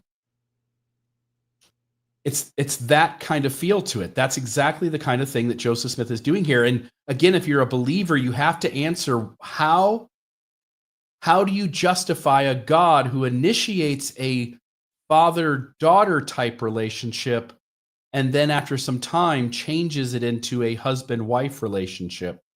I don't know how anyone can explain that. The apologist won't take my questions, so maybe some of you in the chat will, and you can, if you're a believer, I'd love to know what your reconciliation for that is. All right, secrecy. RFM, will you read just the dotted ones, the quotes there, just so we get a feel for how Joseph Smith orchestrated secrecy around polygamy?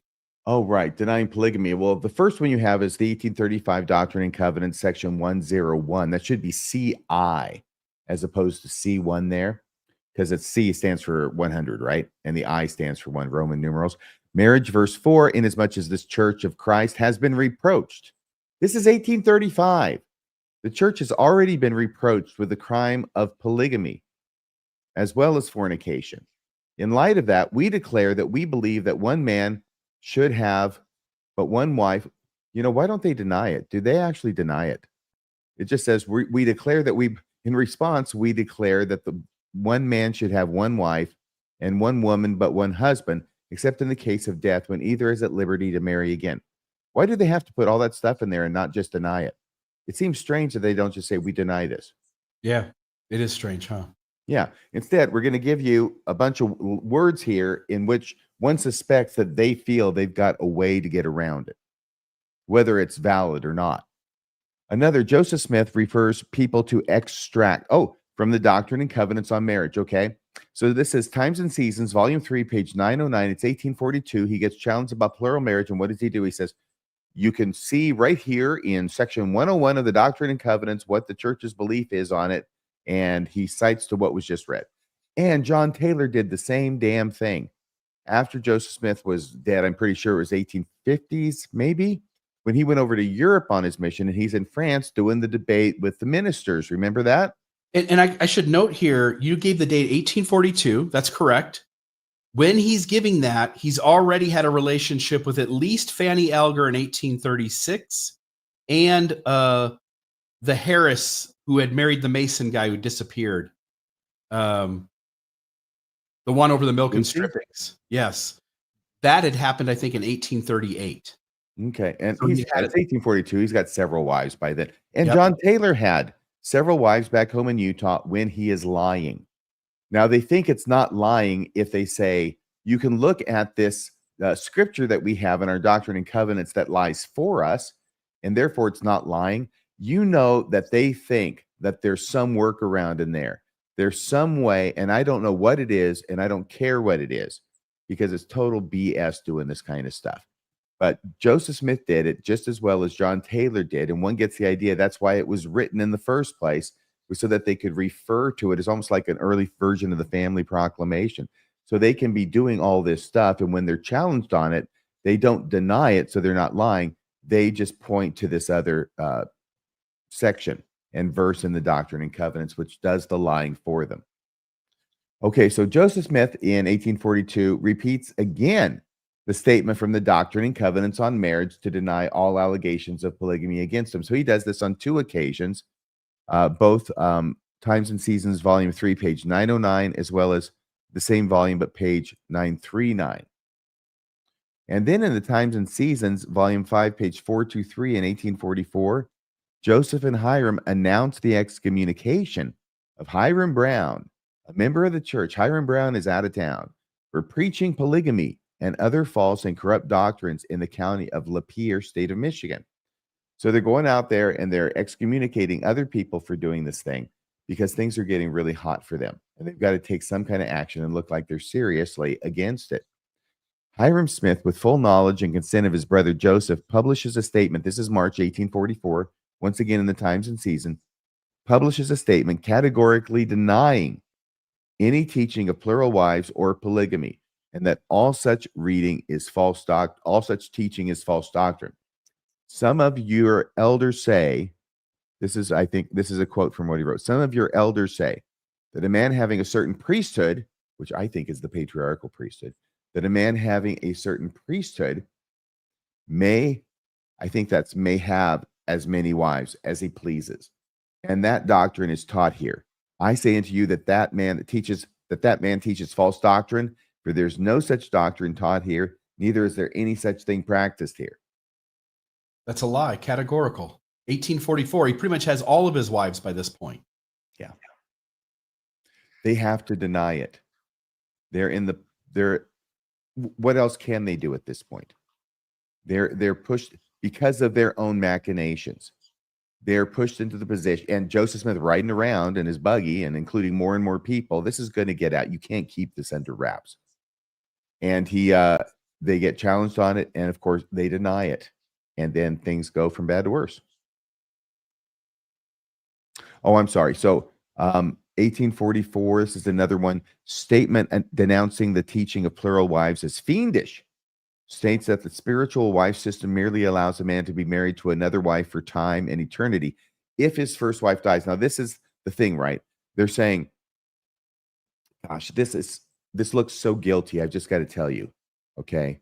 It looks so guilty what happened, which is not only are they denying it, they come up with a story. They come up with a story to explain why it is that people are making this allegation, but they're wrong. They misunderstood. The true story is that there was a revelation, and the revelation says that in the spiritual wife system, yeah, there's a spiritual wife system, but what it means is that a man can be married to another wife for time and eternity if his first wife dies. Okay. So in other words, once your first wife dies, you can be married for time. Nobody cares about that. This is not causing the problems. So they come up with a ridiculous response. God has to give a revelation about this, that after your wife dies, you can get married again. Come on. And people got this wrong, and they thought, oh, they're practicing polygamy. Yeah, this just makes Joseph and Hiram look guiltier to me, to give an excuse that falls apart under the slightest inspection. And then the worst one. Oh yeah, what a thing it is for a man to be accused of committing adultery and having 7 wives when I can only find one. This is Joseph Smith, May 26, 1844. And the one and only edition of the Nauvoo Expositor will be published on June 7th. So just less than 2 weeks from the date this is published. I am the same man and as innocent as I was 14 years ago. Well, what was he doing 14 years ago? That was a truth, by the way. He is just as innocent today in that day as he was 14 years earlier. And I can prove them all perjurers. Oh, yeah, I bet you can. Yeah, he really proved them all perjurers. It was in April, I believe, that the people in Nauvoo, including the laws, they had all their witnesses. They had the time and the place, and they were going to have a hearing, and they were going to prove that Joseph Smith was practicing polygamy. They got there, and they were told, sorry. No, it was their disciplinary council. They were charged with bringing the stuff up, and they said, okay, we'll prove it, because that's the issue. That is the issue. It's going to happen. We're going to bring all of our witnesses in, and we're going to prove that Joseph Smith is practicing polygamy. And when they got there, they were turned away because there was no meeting, because they said, sorry, you guys all got excommunicated last week. Sorry, we didn't tell you about it. They ended up having the trial without them and rescheduled it prior, so that way it would already be done, and then no one can talk. Right. Noble later related that he performed the first sealing ceremony in this dispensation, in which he united Sister Louisa Beeman to the prophet Joseph in May, I think the 5th day in 1841. By the way, not only does Joseph Smith make each woman feel like they're the first, yes, it makes each man who does the sealing for that ceremony to think that they're the ones sealing the first plural marriage in this dispensation. He's a master. Yeah. During the evening under the elm tree in Nauvoo, the bride disguised in a coat and hat. The reference to a coat and hat is singular. While secrecy was routine, it appears to be the only description of plural marriage that implemented the use of a costume or camouflage. No other, by the way, this is Fair Mormon, I think.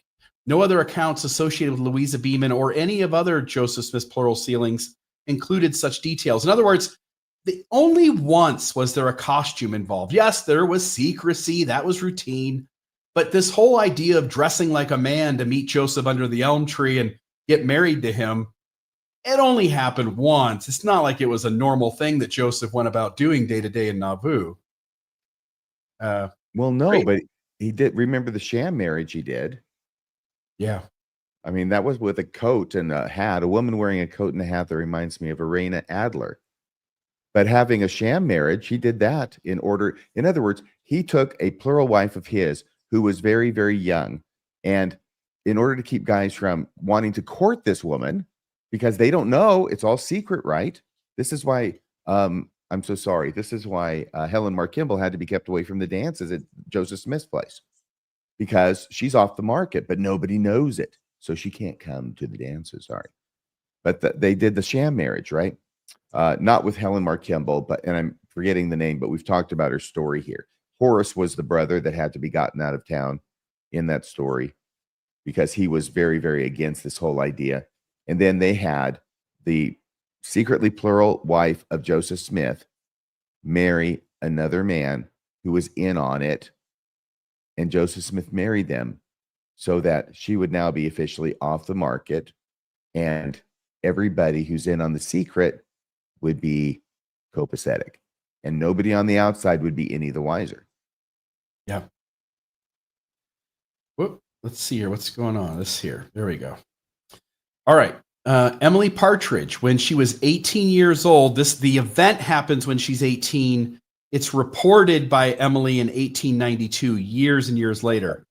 Joseph Smith, taught it to me with his own lips. I was living at his house at the time and had been living there for quite a while after my father's death. See, she connects it very much to her father's death as well. Father dies. I moved in with the Smith family. Yes. And the other statement was from Eliza. Yes. For he died there in Nauvoo. He, meaning Joseph Smith, came into the room where I was one day when I was in the room. Again, they're living in the house being cared for.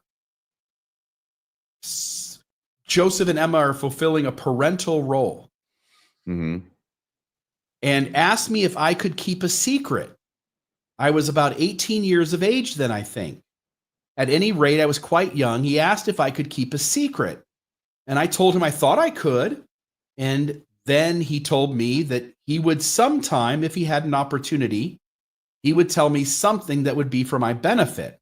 You're going to love this. You're going to love this, Emily. It's going to be great. Mm. If I would not betray him, and I told him I wouldn't. By the way, I've got to think, when I read this story, okay, I get the impression, word is getting out. Rumors are flying with her 1,000 tongues about this. And I think Emily knows what it is he has in mind and doesn't want to hear about it. Yeah, that makes sense. I think she's trying to put him off before he even says it. Yeah. Well, it run along for a good while. I don't know just how long. And there was no opportunity of saying anything to me more than he had. Well, because her sister's in the house. There were other people in the house. Maybe the Lawrence sisters lived there about the same time. Emma's obviously there. So you've got other people in the home, and he just can't find the moment. So and we passed through homes at that time. Yeah. I passed through rooms, excuse me. Mm-hmm. I don't know just how long, and there was no opportunity of saying anything to me more than he had. And one day he sat in the room alone, and I passed through it, and he called to me or spoke to me and called me to him. And then he said that he had intended to tell me something, but he had no opportunity to do so. And so he would write me a letter if I would agree to burn it as soon as I read it. And with that, I looked frightened, for I thought there was something about it that was not just right. Mm-hmm. And so I told him that I would rather that he would not write to me, that he would not write me any letter. And then he asked me if I wanted him to not say any more. And I said yes, that I did not want to hear anything more about it at all. By the way, if you ask somebody, do you not want to hear anything else about this? And I tell you I don't want to hear anything else about this. You've asked me a question. I've given you my answer. It's now your moral responsibility to move on. Yes. And that I did not want to hear anything else more about it at all, for I had got a little frightened about it. Mm-hmm. So there's that. And I'll just note, again, we're only in the section of secrecy, which is why we don't go on with the story. But he is hesitant to say much to her until she can promise she'll keep a secret and until he can trust that she'll keep a secret. Do you want to read this one? Yeah, as Joseph Smith's lawyer, I would advise him not to be putting crap in writing. Right. Don't do that. No. In the summer of 1842, rumors circulated in Nauvoo regarding Joseph Smith's polygamy. Joseph published a statement in his own defense saying, "We are charged with advocating a plurality of wives. Now, this is as false as the many other ridiculous charges which are brought against us. No sect has a great reverence for the laws of matrimony. We practice what we preach." Several of Joseph's close associates also published a proclamation that Joseph is a good, moral, virtuous man, and bore testimony of the iniquity of those who had made false statements about President Joseph Smith's character. One of those defending Joseph was William Law, of all people. I bet he felt silly. Joseph's counselor in the first presidency. William had been a family friend of the Lawrences in Canada. He was unaware of Joseph's polygamy or that Joseph had just married his 16th wife, Sarah Ann Whitney. I think that's who it was. The one with the fake marriage, the sham marriage. Because Horace was her brother, Horace Whitney. Now we're back to the Fanny Elger story. Now, Joseph, I will relate to you some history. Now, this is this William McClellan, maybe? It's William McClellan. Talking to Joseph. He is talking to Joseph Smith III, Joseph's son. Yep. So now, Joseph, I will relate to you some history and refer you to your own dear mother for the truth. You will probably remember that I visited your mother and family in 1847 and held a lengthy conversation with her, retired in the mansion house in Nauvoo. I did not ask her to tell, but I told her some stories that I had heard. And she told me whether I was properly informed. Dr. Frederick G. Williams practiced with me in Clay County, Missouri, during the latter part of 1838. And he told me that at your birth, your father committed an act with a Miss Hill, a hired girl. Now that turns out to be Fanny Elger. And there's some explanation for why she's called Miss Hill, but it's also possible he simply misremembers the name. Or is it possible there was another girl? And it's also possible there's another person, yes. A hired girl. Emma saw him and spoke to him. He desisted, but Mrs. Smith refused to be satisfied. He called in Dr. Williams, Oliver Cowdery, and Sidney Rigdon to reconcile Emma. But she told them just as the circumstances took place. So this isn't just William McClellan recounting a story. Now, yes, he's the one telling it. You have to choose whether you believe him or not. But he's saying that also Dr. Frederick G. Williams, Oliver Cowdery, and Sidney Rigdon also all heard this story as told by Emma. So she says he found he was caught. He confessed humbly and begged forgiveness. Emma and all forgave him. She told me the story was true. Again, I told her I had heard that one night she missed Joseph and Fanny. She went to the barn and saw him and Fanny in the barn together alone. She looked through a crack and saw the transaction. She told, by the way, the only reason transaction is used as a word, the apologists jump on this and they go, oh, it's just a transaction. We don't know what the hell's they're talking about. I know. He was making change. William McClellan is talking to Joseph Smith III. They both know what transaction means. It's just a way to stay above having to say the raunchiness of what's going on. Like a euphemism. Yeah. Saw the whole transaction. Joseph Smith III doesn't go 3 exclamation points. That's a lot of change making. Yeah. Saw the whole transaction. Joseph Smith III isn't going, well, William, like, did he write her a check? Did he give her, did he give her a gold watch? Like, what happened? No, he understood what transaction meant. Everyone reading the story knows what transaction means. Only the apologist wants to come in afterward and go, nobody knows. The only thing William McClellan didn't put at the end of that sentence was swing. She told me this story too was verily true. Verily.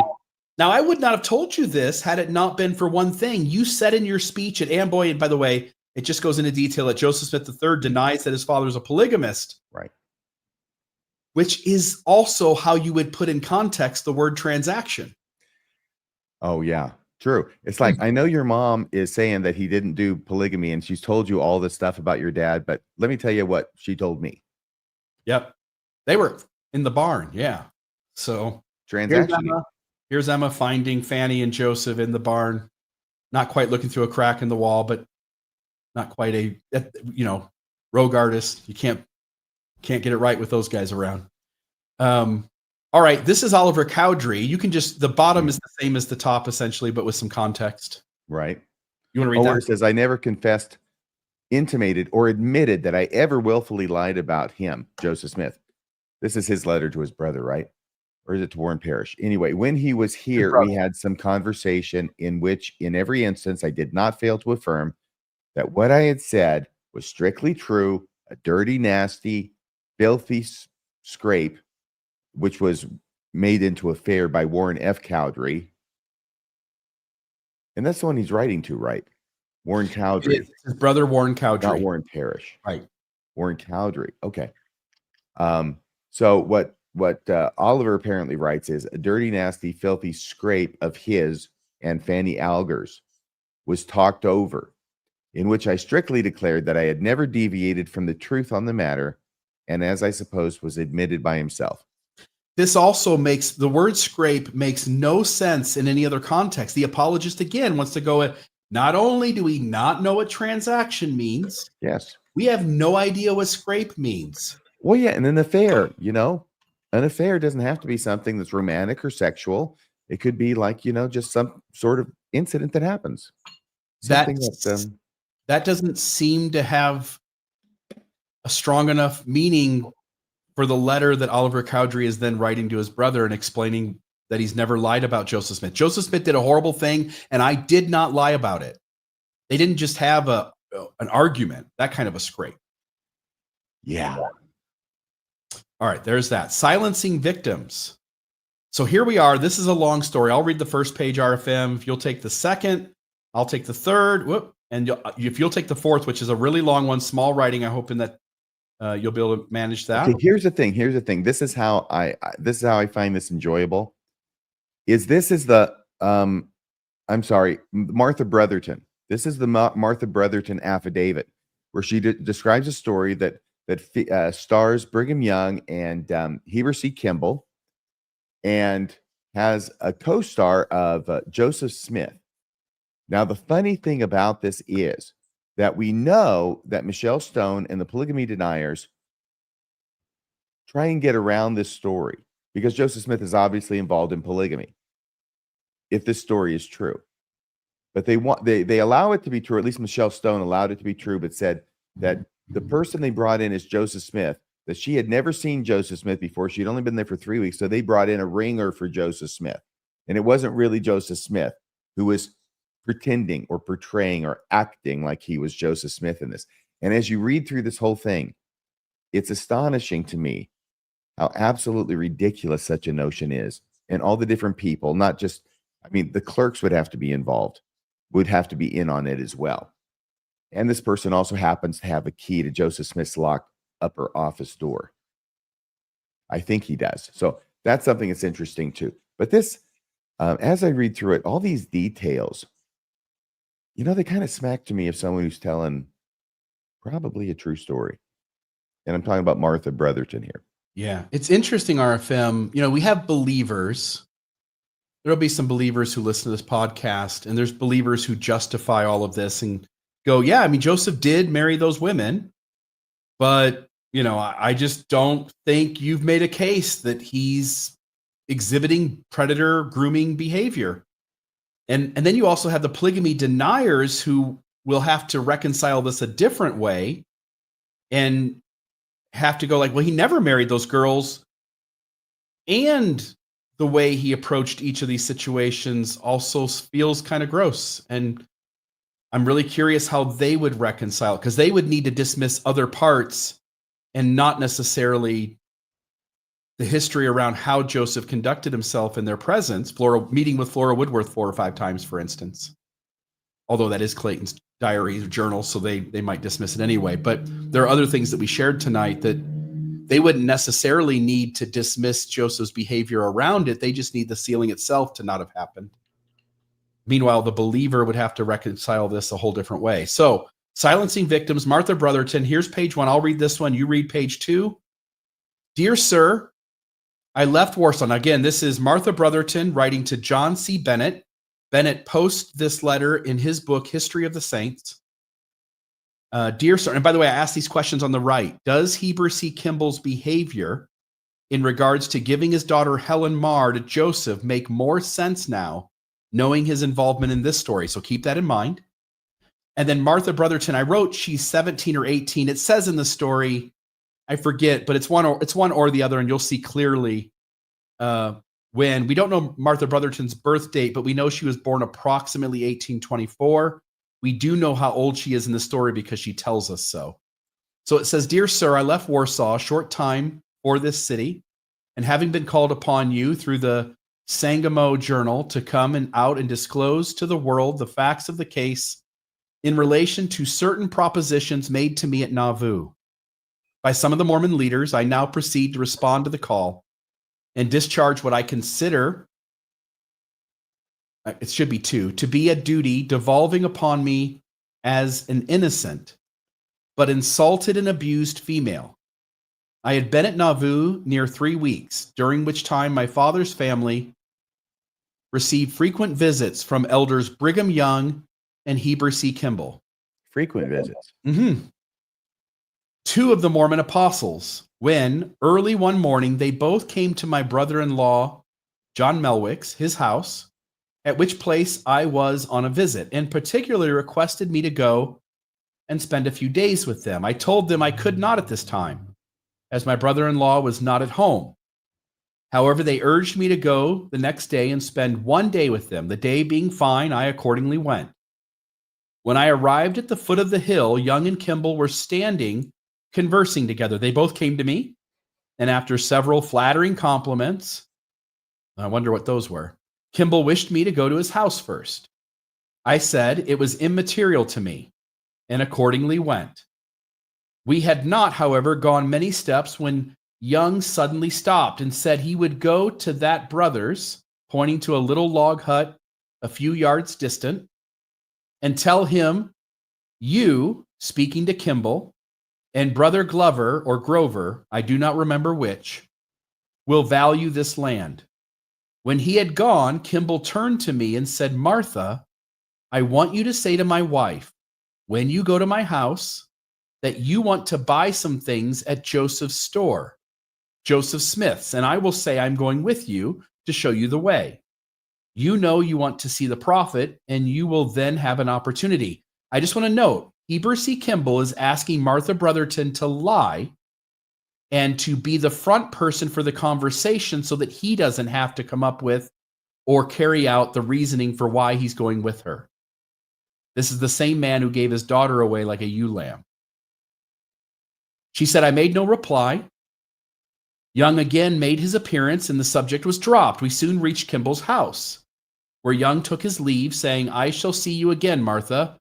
I remained at Kimball's nearly an hour, when Kimball, seeing that I would not tell the lies he wished me to, told them to his wife himself."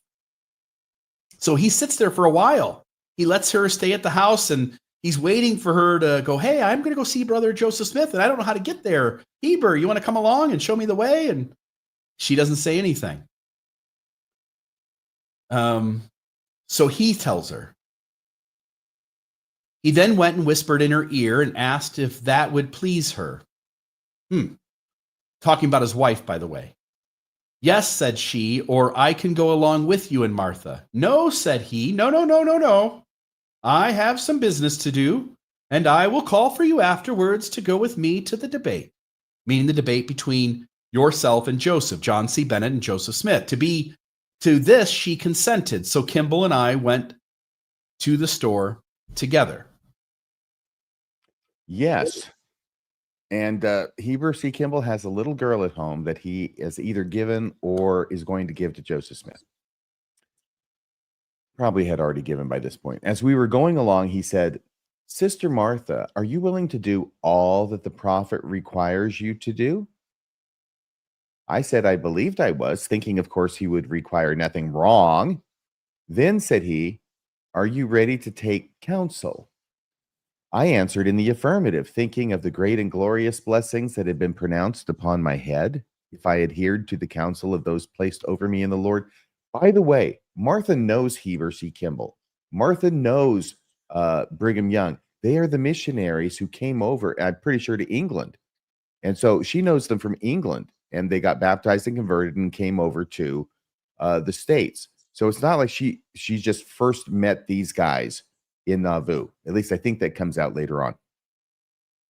Well, said he, otherwise this sounds kind of strange if she doesn't even know them at all. Okay.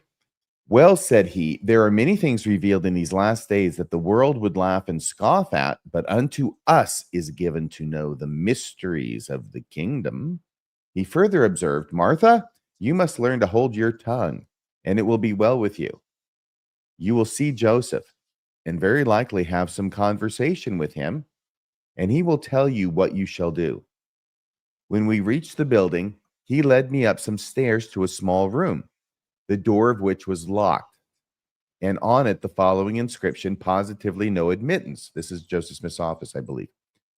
He observed, Brother Joseph must be sick, for strange to say, he is not here. Come down into the tithing office, Martha. He then left me in the tithing office and went out, I know not where. In this office were two men writing, one of whom, William Clayton, I had seen in England. The other I did not know. Young came in and seated himself before me and asked where Kimball was. I said he had gone out. He said it was all right.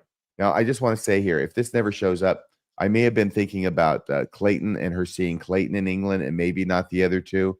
But so I'm not positive about that. So let me just go ahead and put that big question mark next to that part. So Brigham Young comes in, seats himself before me and asks where Heber C. Kimball is. I said he had gone out. He said it was all right. Soon after, Joseph came in and spoke to one of the clerks, who also has to be in on this if this isn't Joseph, and then went upstairs, followed by Young. Immediately after, Kimball came in. Now, Martha, said he, the prophet has come. Come upstairs. I went and we found Young and the prophet alone. Now, presumably, if the prophet went up first, the prophet had the key to open the otherwise locked door,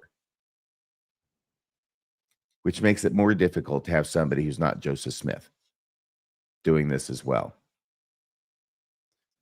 Let's see. Young and the prophet alone. I was introduced to the prophet by Young. Joseph offered me his seat. And to my astonishment, the moment I was seated, Joseph and Kimball walked out of the room and left me with Young, who arose, locked the door, closed the window, and drew the curtain. He then came and sat before me and said, "This is our private room, Martha." "Indeed, sir," said I must be highly honored to be permitted to enter it. He smiled and then proceeded, "Sister Martha, I want to ask you a few questions. Will you answer them?" "Yes, sir," said I. "And will you promise not to mention them to anyone?" "If it is your desire, sir," said I will not." "And you will not think any the worse of me for it, will you, Martha?" Said he. "No, sir," I replied. "Well," said he, "what are your feelings toward me?" I replied, "My feelings are just the same towards you that ever they were, sir. But to come to the point more closely," said he, "have not you an affection for me, that were it lawful and right, you could accept of me for your husband and companion?" Again, Smith, Kimball, and Young all have to know what's going on here. My feelings at that moment were indescribable. God only knows them. What thought I are these men that I thought almost perfection itself deceivers? And is all my fancied happiness but a dream? It was even so, but my next thought was, which is the best way for me to act at this time? If I say no, they may do as they think proper. In other words, hurt her, sexually abuse her or something. They may go forward and do something.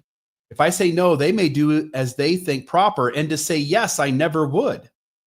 So I considered it best to ask for time to think and pray about it. Great move. It's been done before. Let me get the hell out of this situation and buy myself at least 24 hours. She says, I therefore said, if it was lawful and right, perhaps I might, but you know, sir, it is not.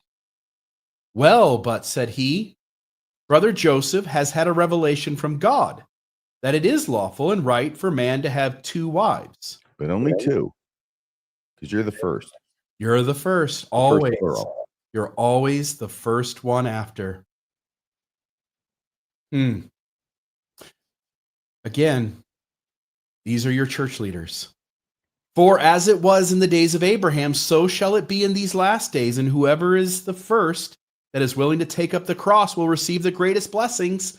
You're the first, Martha. Aren't you special? And if you will accept of me, I will take you straight to the celestial kingdom. And if you will have me in this world, I will have you in that which is to come. And brother Joseph will marry us here today. And you can go home this evening, and your parents will not know anything about it. Sir, said I should not like to do anything of the kind without the permission of my parents. Well, but, said he, you are of age, are you not? By the way, when you ask that, you are of age, are you not? One, on some level, at least legally, understands that there's an arbitrary construct between not old enough to get married and an adult who can. Without their parents' permission. Yes. Correct. Sir, said I, should not like to do. Okay, let's see here. Age, are you not? No, sir, said I shall not be until the 24th of May. So she's 17 years old. She's not 18th until the 24th of May. That's her birthday. Well, said he, that does not make any difference. Who the cares? Yeah. Before your parents know, you will be of age. Why ask, you are of age, are you not? When you're just going to follow up her answer that she isn't by saying that does not make any difference. You will be of age before they know, and you need not fear. Because none of these words make any difference. It's all the goal, the goal, the goal. Yep. Doesn't make any difference how she responds to questions. They will be gotten around. It's like you're in a maze with someone and they keep manipulating you to take the path they want, and you really don't have any option to go in any other direction. Yeah, and this is a big guy, and you're in a small room locked in with him. Yes. Yeah. If you will take my counsel, it will be well with you, for I know it to be right before God, and if there is any sin in it, I will answer for it. Oh, wow, thanks. That makes me feel so much better. But brother Joseph wishes to have some talk with you on the subject. He will explain things. Will you hear him? I do not mind, said I. Well, but I want you to say something, said he. I want time to think about it, said I. Well, said he, I will have a kiss anyhow. That doesn't sound consensual. And then rose and said he would bring Joseph. He then after he gave her the kiss, she doesn't actually state that the kiss was done. She doesn't tell us that the kiss happened. I think it's implied that it happens before he rises.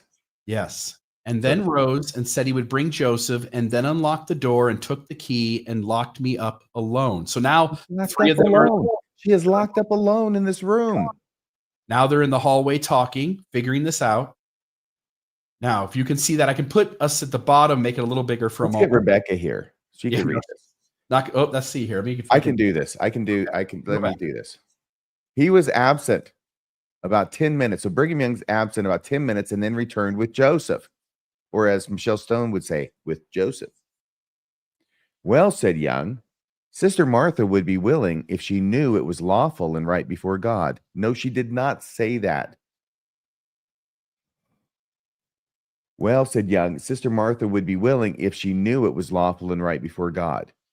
Well, Martha, said Joseph, it is lawful and right before God. I know it is. Look here, sis. That's one of the things that leaps out to Michelle Stone, because she doesn't, and I'm not aware of Joseph Smith ever calling somebody sis either. Look here, sis, don't you believe me? I did not answer. Well, Martha, said Joseph, you go ahead and do as Brigham wants you to. He is the best man in the world, except me. Oh, said Brigham, then you are as good. Yes, said Joseph. Well, said Young, we believe Joseph to be a prophet. I have known him near 8 years and always found him the same. Yes, said Joseph, and I know that this is lawful and right before God. And if there is any sin in it, I will answer for it before God. And I have the keys of the kingdom, and whatsoever I bind on earth is bound in heaven, and whatsoever I loose on earth is loosed in heaven. And if you will accept of Brigham, you shall be blessed. God shall bless you. and my blessing shall rest upon you. And if you will be led by him, you will do well, for I know Brigham will take care of you. And if he don't do his duty to you, come to me, and I will make him. And if you do not like it in a month or two, come to me, and I will make you free again. And if he turns you off, I will turn you on. No, I'm sorry, I will take you on. I think it's kind of the same meaning. Sir, said I, rather warmly, it will be too late to think in a month or two after. I want time to think first. Well, but, said he, the old proverb is, nothing ventured, nothing gained. Really? Nothing ventured, nothing gained? And it would be the greatest blessing that was ever bestowed upon you. Yes, said Young, and you will never have reason to repent it. That is, if I do not turn from righteousness, and that I trust I never shall. What a cloak of righteousness for their own sins. These guys, this is terrible stuff. I mean, I cannot even imagine what it would be like to be Martha Brotherton in this situation. It's bad enough on its face, but think about the fact that she has come to the United States from England because she knows and believes that Joseph and the apostles are men of God and righteous. And everything is being dashed to pieces in front of her. How incredibly traumatic this must have been. I can understand why she left shortly thereafter. It would be the greatest blessing that was ever bestowed upon you. You won't have reason to repent it. Yeah, I'll take you on if he gets rid of you.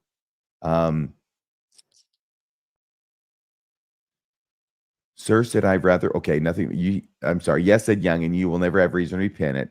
I trust I never shall, for I believe God, who has kept me so long, will continue to keep me faithful. This is Brigham. Did you ever see me act in any way wrong? In England, Martha, I was right. I was right, at least about Brigham. Okay. Did you ever see me act in any way wrong in England, Martha? No, sir, said I. No, said he. Neither can anyone else lay anything to my charge. Well, then, said Joseph, what are you afraid of, sis? Come, let me do the business for you. Sir, said I, do let me have a little time to think about it. And I will promise not to mention it to anyone. Got to get out of there. Got to promise to be silent about it. So the kidnappers will let you go. I will not mention it to anyone. Well, but look here, said he. You know a fellow will never be damned for doing. Would you just let her go? I mean, this is so abusive. They continue. You know a fellow will never be damned for doing the best he knows how. When then, said I, the best way I know of is to go home. Well, I think that's supposed to be well then, said I. The best way I know of is to go home and think and pray about it. Well, said Young, I shall leave it with Brother Joseph, whether it would be best for you to have time or not. Excuse me?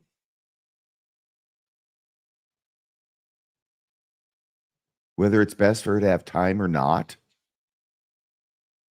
What are they going to do? Force her to be married? Well, said Joseph, I see no harm in her having time to think. If she will not fall into temptation, imagine falling into temptation by realizing that you don't want to get married to Brigham Young, who is already married to multiple women by this point, by Joseph Smith. Excuse me, be married to Brigham Young by Joseph Smith. Oh, sir, said I, there is no fear of my falling into temptation. Well, but, said Brigham, you must promise me you will never mention it to anyone. I do promise it, said I. Well, said Joseph, you must promise me the same. I promised him the same. Upon your honor, said he, you will not tell. No, sir, I will lose my life first, said I. Well, that will do, said he. We hear that in the temple, don't we? After a vow is made, that will do. Well, that will do, said he. That is the principle we go upon.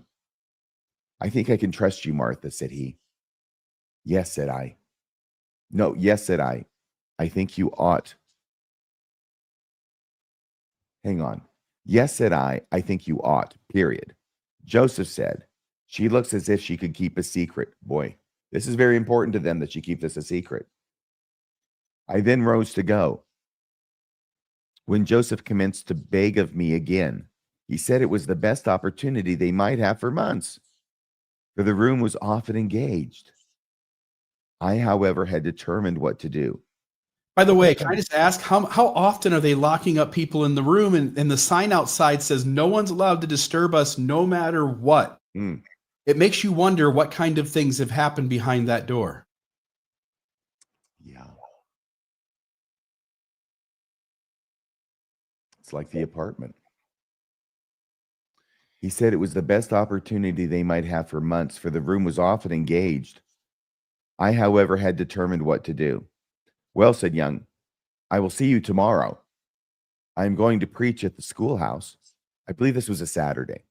"I'm going to preach at the schoolhouse opposite your house. I have never preached there yet. You will be there, I suppose." "Yes," said I. The next day being Sunday, I sat down. The next day being Sunday, period, I sat down instead of going to meeting and wrote the conversation. I wrote it all out and gave it to my sister, who was not a little surprised. But she said it would be best to go to meeting in the afternoon, play it cool. We went, and Young administered the sacrament.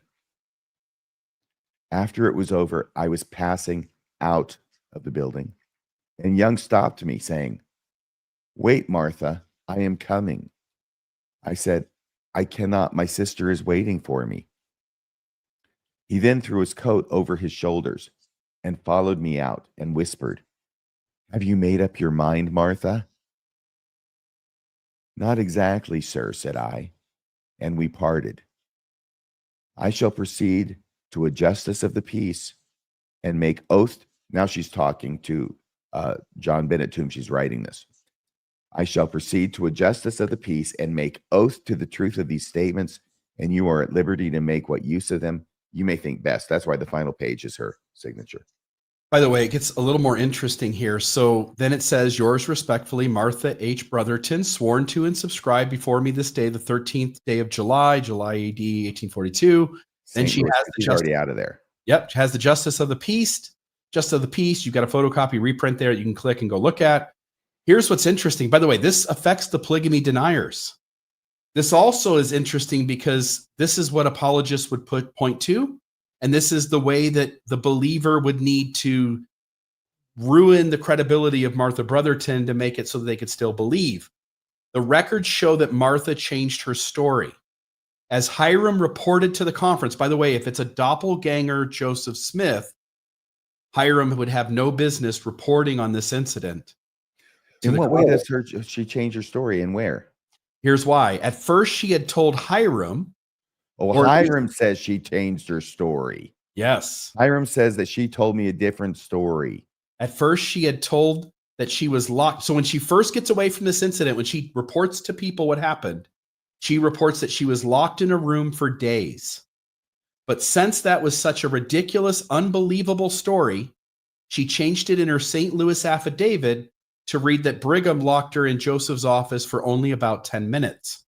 So two things come out here. One is that the doppelganger story pretty much goes down the drain if you have Hiram Smith reporting on this story and reporting that Martha Brotherton changed her story. Because by reporting that, he's saying the incident didn't happen at all, or that we can't trust Martha's version of what happened. But one thing that would seem not possible is that he met with a doppelganger Joseph Smith. She met with a doppelganger. Right. Hiram was busy denying that they were practicing polygamy too. Second is we just read that whole account. Why is Martha lying about this entire story? It makes no sense, especially in light of everything else we know. I don't know how she would have said, look, people say crazy things all the time that don't make sense. But she gives a lot of detail that seems to make a lot of sense in this story. In other words, it sounds like, as horrible as it is, it has the smack of the ring of truth to it. Now, there are things that have the ring of truth that don't end up being true. I admit it. But this seems to have the ring of truth to it. I can't imagine that the first time or anytime she told us, she said she was locked in the room for several days because wouldn't her family have noticed she was gone or inquire after her? Correct. And it's a silly part of the story to pick apart. It comes off to me as a way that you discredit somebody without actually addressing the substance of the story. It feels like Hiram protecting his brother.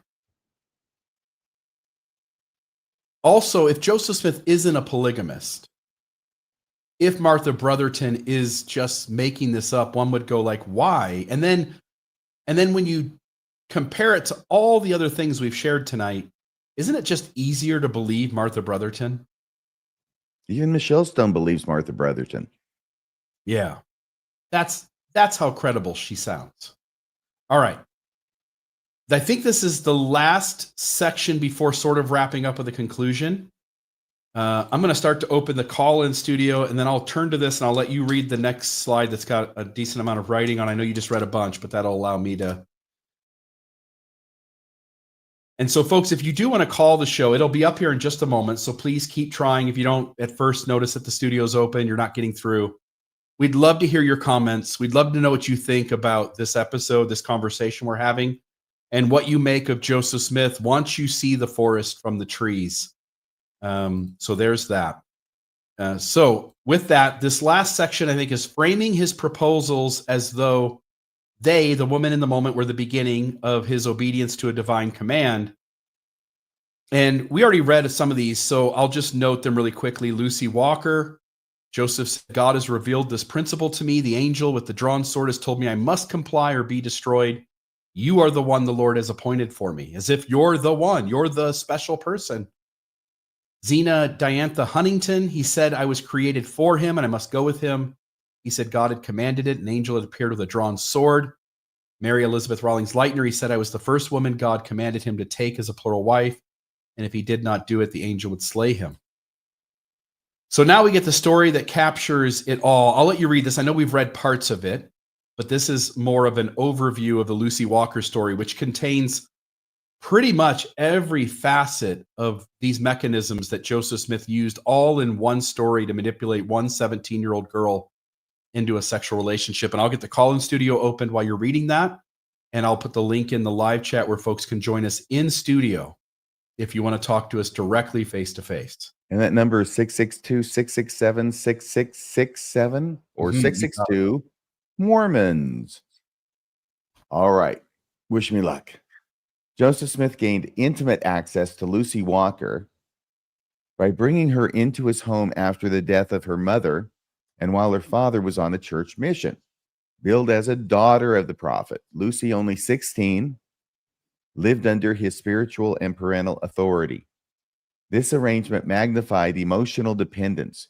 She was vulnerable, grieving, and accustomed to Smith's religious guidance. In private, he proposed plural marriage, framing it as a command from God and promising divine blessing on her family if she complied. Boy, they just couldn't say blessings enough. This will be the biggest. I'm still back on Martha Brotherton. That was so awful. This will be the biggest blessing you ever received if you'll just, go on a nice walk and then have us lock you up here in this room and then say, okay, spring this on you with Brigham, and now I'll marry you. And you can go home to your parents tonight. Nobody needs to know any different. Jeez. This will be a great blessing to you. No bigger blessing than this. Framing it as a command from God and promising divine blessing on her family if she complied, this being Lucy Walker. He even pressed her with an ultimatum, warning that she might otherwise be spiritually cut off. Classic grooming. Under that pressure, after sleepless nights and suicidal despair, she believed she had gotten a spiritual answer. Lucy acquiesced in secret, sealed to a man more than twice her age who leveraged both spiritual authority and emotional manipulation. The story of Lucy Walker exemplifies a deliberate pattern. I know apologists will say, well, she had a spiritual experience that confirmed it. And I would say, you think that came from God? You think God gave her a spiritual experience to confirm that this was okay? I think your problems are bigger than just with Joseph Smith. Your problems are with God. The story of Lucy Walker exemplifies a deliberate pattern, isolating a vulnerable teen in his private sphere, Joseph's private sphere, then invoking divine authority to override her agency. Smith's tactic follows the grooming playbook, a process of trust building through spiritual mentorship, separation from family protections, pressure and ultimatums, cloaked in theology, and capitalizing on emotional despair. Lucy later described the act not as love, but as a sacrifice to establish his polygamous principle. By closely mirroring common manipulative techniques, especially spiritual coercion and emotional isolation, Smith groomed a teenager into a secret relationship she only accepted under duress. So people have probably seen this graphic before. 14 being the youngest, actually 12 is the youngest he approached, but 14 is the youngest that he actually entered into a relationship. People point to the age difference and they say, well, the past was a foreign country. They do things differently there. And they point to 14-year-olds were marrying all the time. The average age of American women in mid-19th century entered into their first marriage, 21 and a half years old. I've seen places that even on the frontier, it doesn't get much younger. It's like 19 years old. And maybe you would see a 14-year-old get married, but you would see a 14-year-old get married to a 17-year-old. You would rarely, if ever, see a 14-year-old married to a 30 or 40-year-old man. That was rare. And eyebrows were raised even then. So we've seen that graphic before. I want to note, this is the modern moment, 2021. Of all groups, 14-year-olds are at the highest risk of experiencing online predation.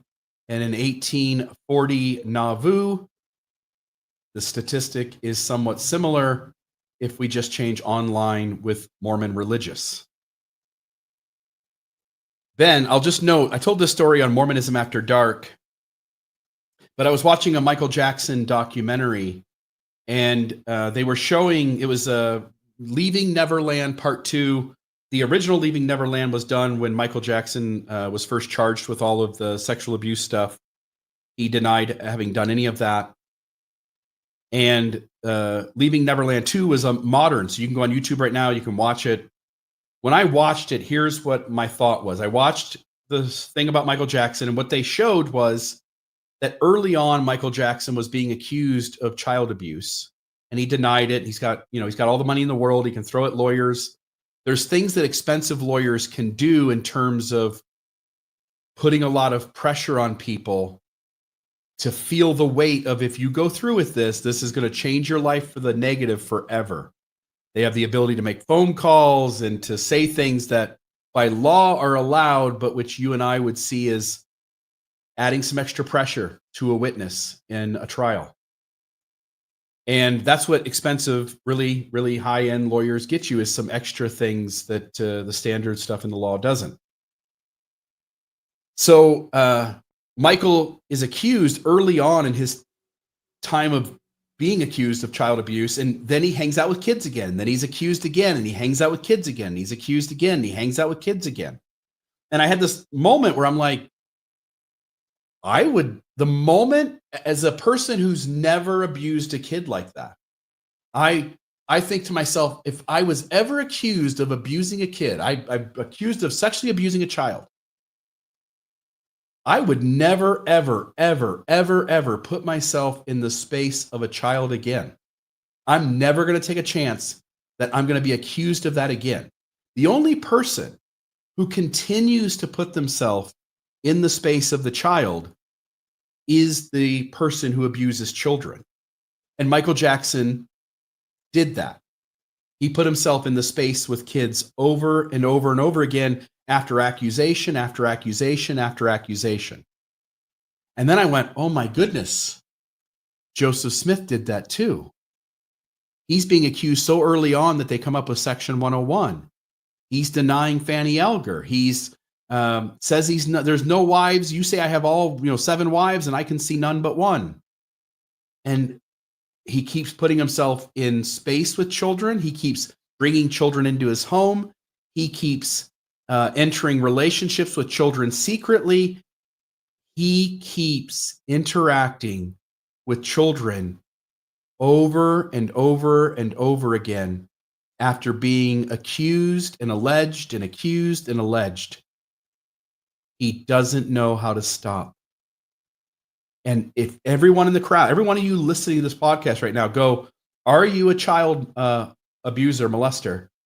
And if you answer no, then the next question is, if you were ever accused of molesting a child, would you ever put yourself in a private space with children ever again? Or would you work really hard to stay as far away from every private space with a child, you and them, for the rest of your lives? And even when you're in public, you would do things to keep some sort of distance.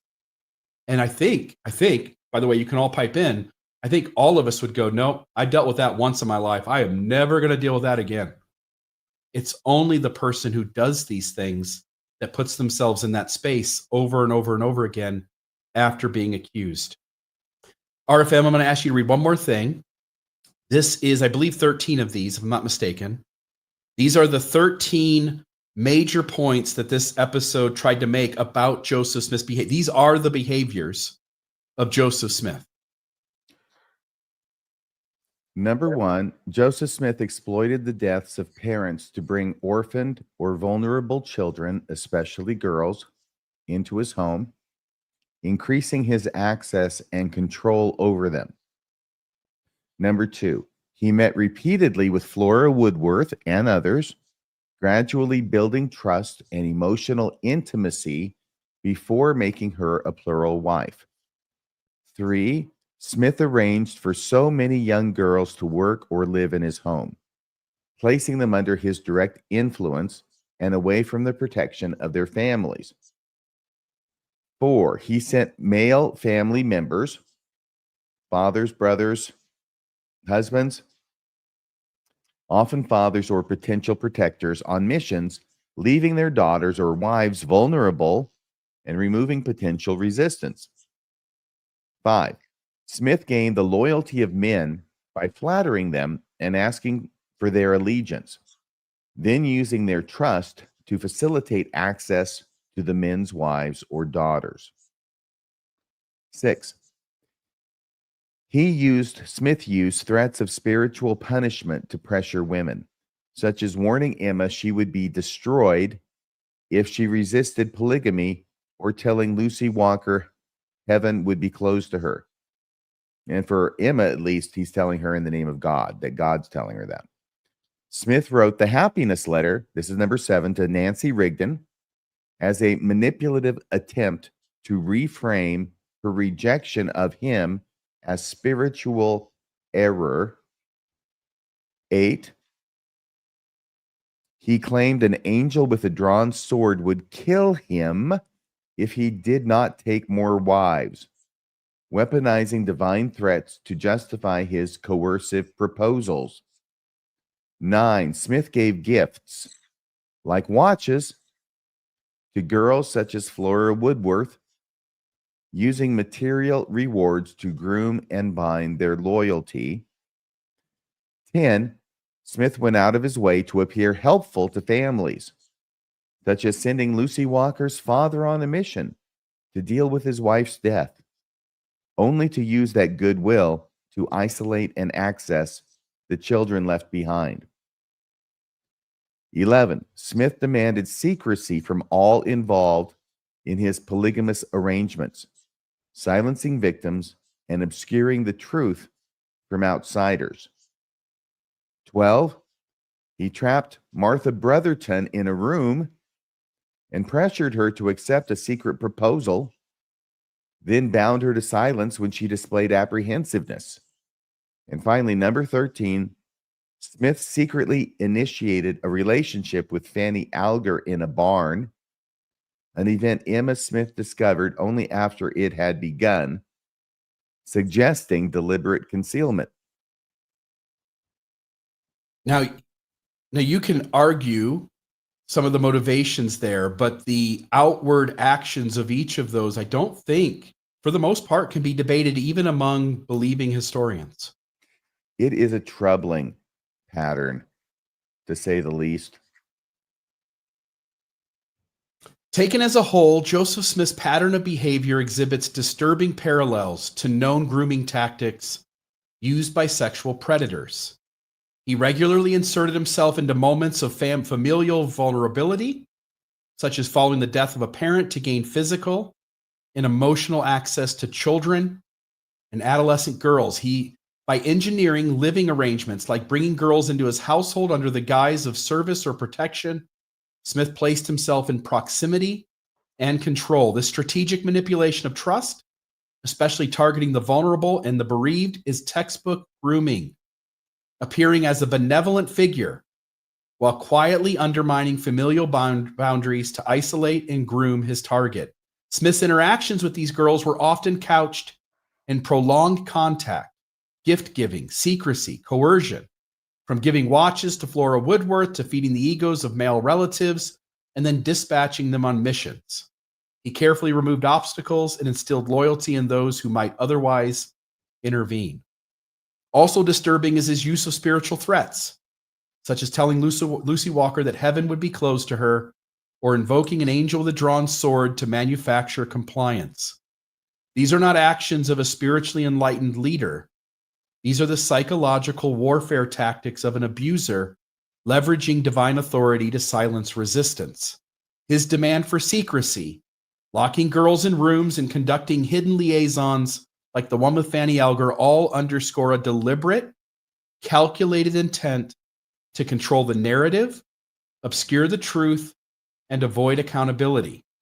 When viewed through the lens of modern understanding of predatory behavior, Joseph Smith's actions cannot be dismissed as merely cultural or misunderstood. They reflect a pattern of grooming, manipulation, and abuse cloaked in religious power, a dynamic that should concern anyone who values consent, autonomy, and truth.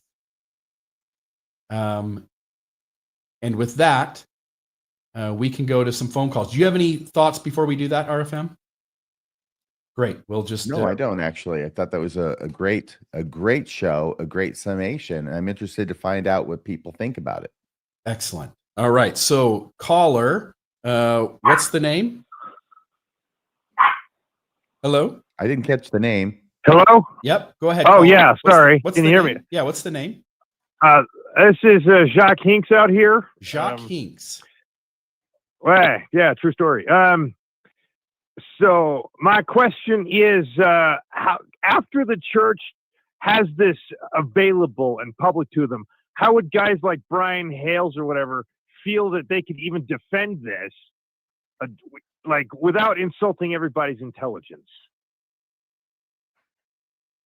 Well, go ahead. Go ahead, Arthur. Well, you'd have to ask Brian that question. I will tell you that Brian and his former wife, who unfortunately passed away unexpectedly and tragically, but they had both, I believe they had both written a short booklet in which, I know Brian Hales did, and I think his former wife did with him. They put down like a list of 10 things that Joseph Smith should have done differently in rolling out polygamy.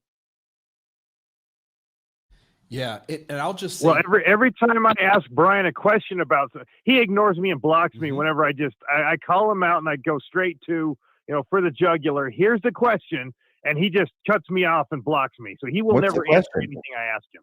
What's the question you asked? Something like this, like how could you defend something like this without insulting all of us? Well, it is kind of a misleading question. Obviously, he doesn't think that he's insulting you. He's not trying to insult you.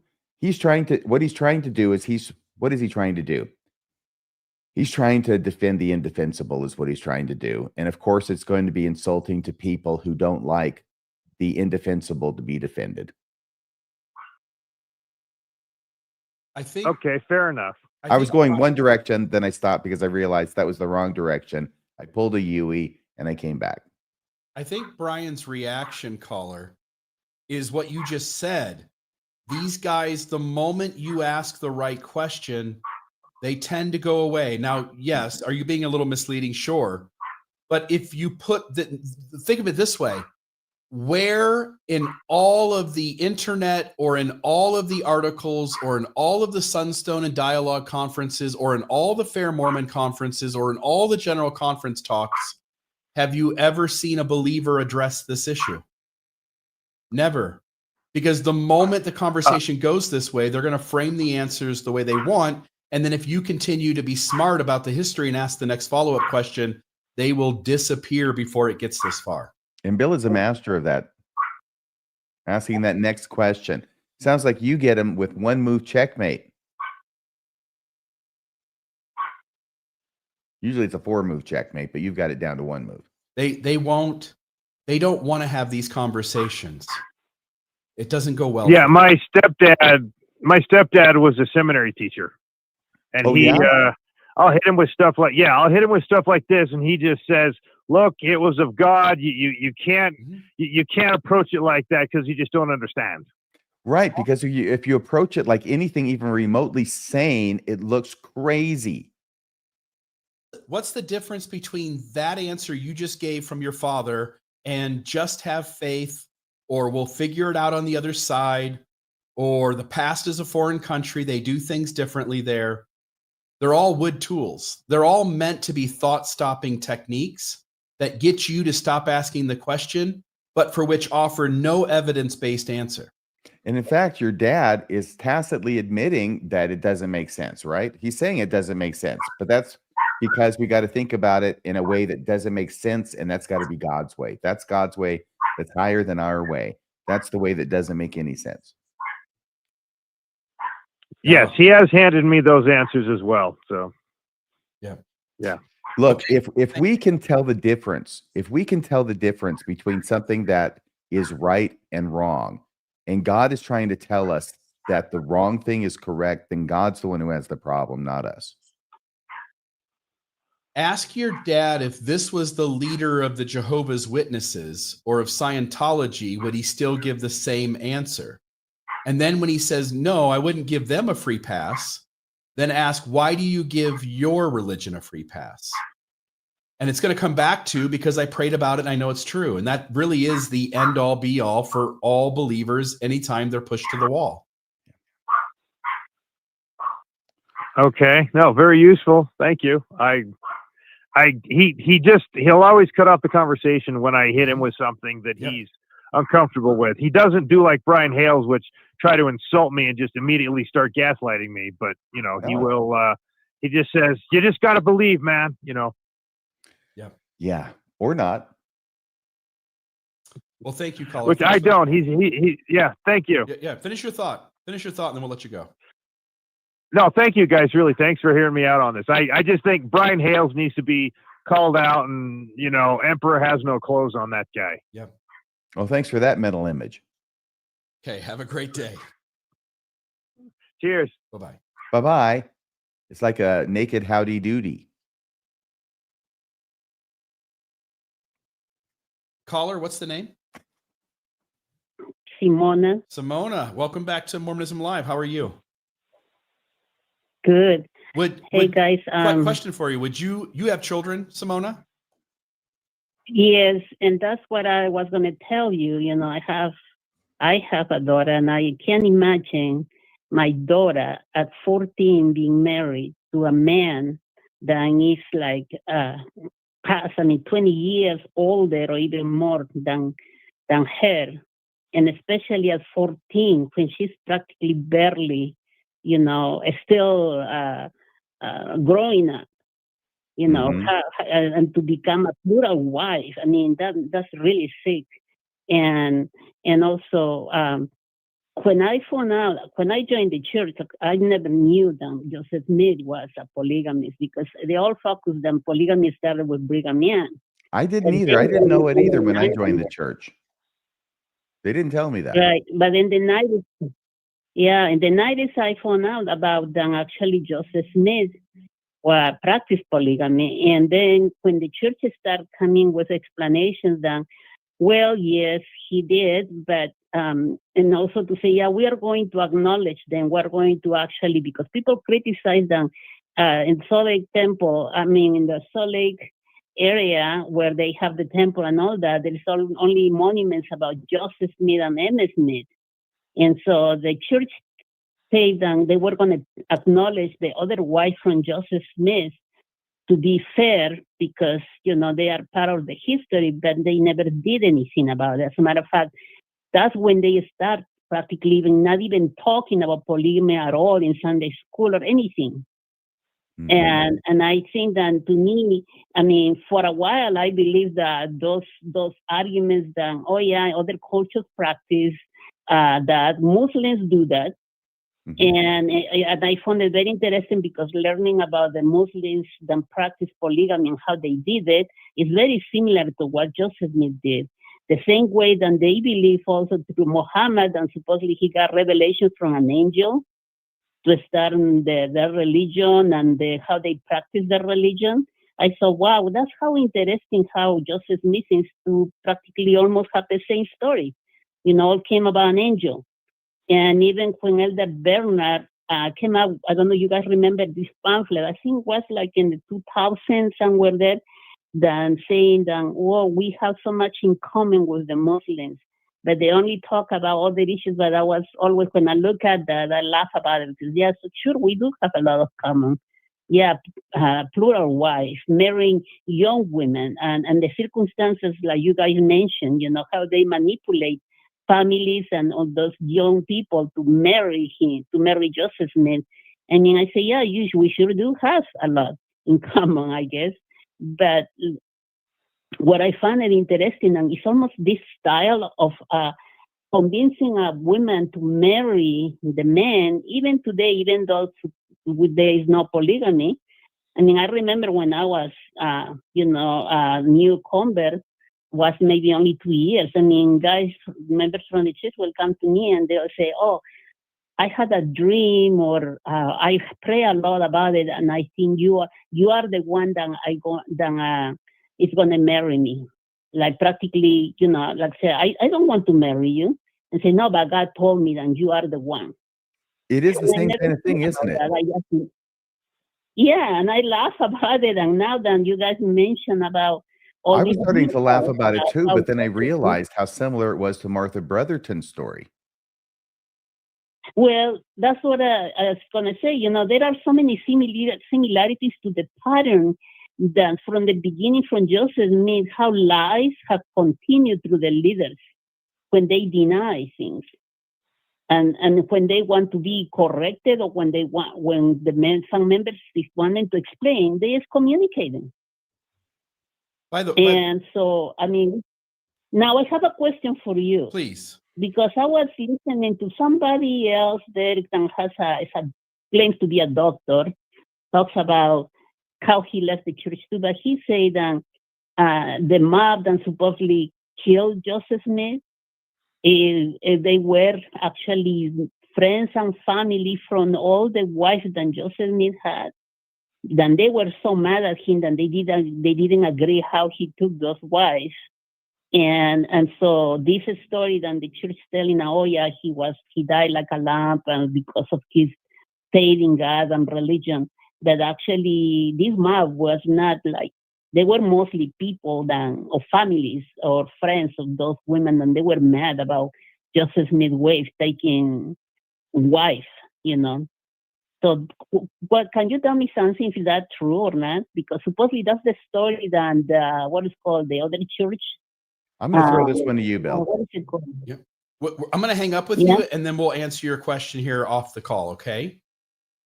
All right, thank you. Yeah, you're very welcome. So let me say 3 things, and the third one I'll answer that. First off, she said they don't talk about polygamy in Sunday school. It's worse than that. They tell you not to talk about polygamy in Sunday school. The Gospel Doctrine Teacher's Manual said, no matter what, do not let the conversation get to actual polygamy. The one time every 4 years when it would even potentially come up, when you're at the end of the year of the church history and you got to go over Doctrine and Covenants, section 132, only go to verse 26. It's eternal marriage all the way. Don't talk about plural marriage. Number 2, she said that there were boys who would say they had gotten a revelation and that you're the girl that I'm to marry. And I'll just say, Elder Holland once spoke to that. Boys who get revelation. He says there's been a lot of those kind of one-way revelations in this church. I didn't know at the time per se. I didn't connect the dots, but he was criticizing the males in the church who do that behavior. Mm-hmm. Meanwhile, his founding prophet, of which he is a special witness of that gospel which was restored, carried out that very behavior. Over and over again. Yes, number 2. Number 3 is to answer the question she asked at the end, which is, I've heard this before, that the people who formed the mob at the martyrdom in Carthage were the former church members, the people who at one time had been on Joseph Smith's side and were against him. I don't, in all of my reading and the evidence that I've seen, reading up on the martyrdom and the legal case that followed afterward, and Dallin Oaks, for instance, wrote a book on the Carthage conspiracy. Yep. I don't remember seeing a whole lot of names that I recognized as former influential people in the church or people that I would have connected dots to other stories in church history. So I don't really know. And what little I do know is that the names I got in that study of the martyrdom at Carthage, that those were people that I didn't recognize, or last names that didn't tie into church stories that I was familiar with. Mm-hmm. Is that the same for you? Yeah. Because a lot of them were tried. I mean, they were acquitted, but they were tried. Yeah. And so it seems like whoever was in the mob, at least the names that we got, don't seem deeply connected to the church or its history.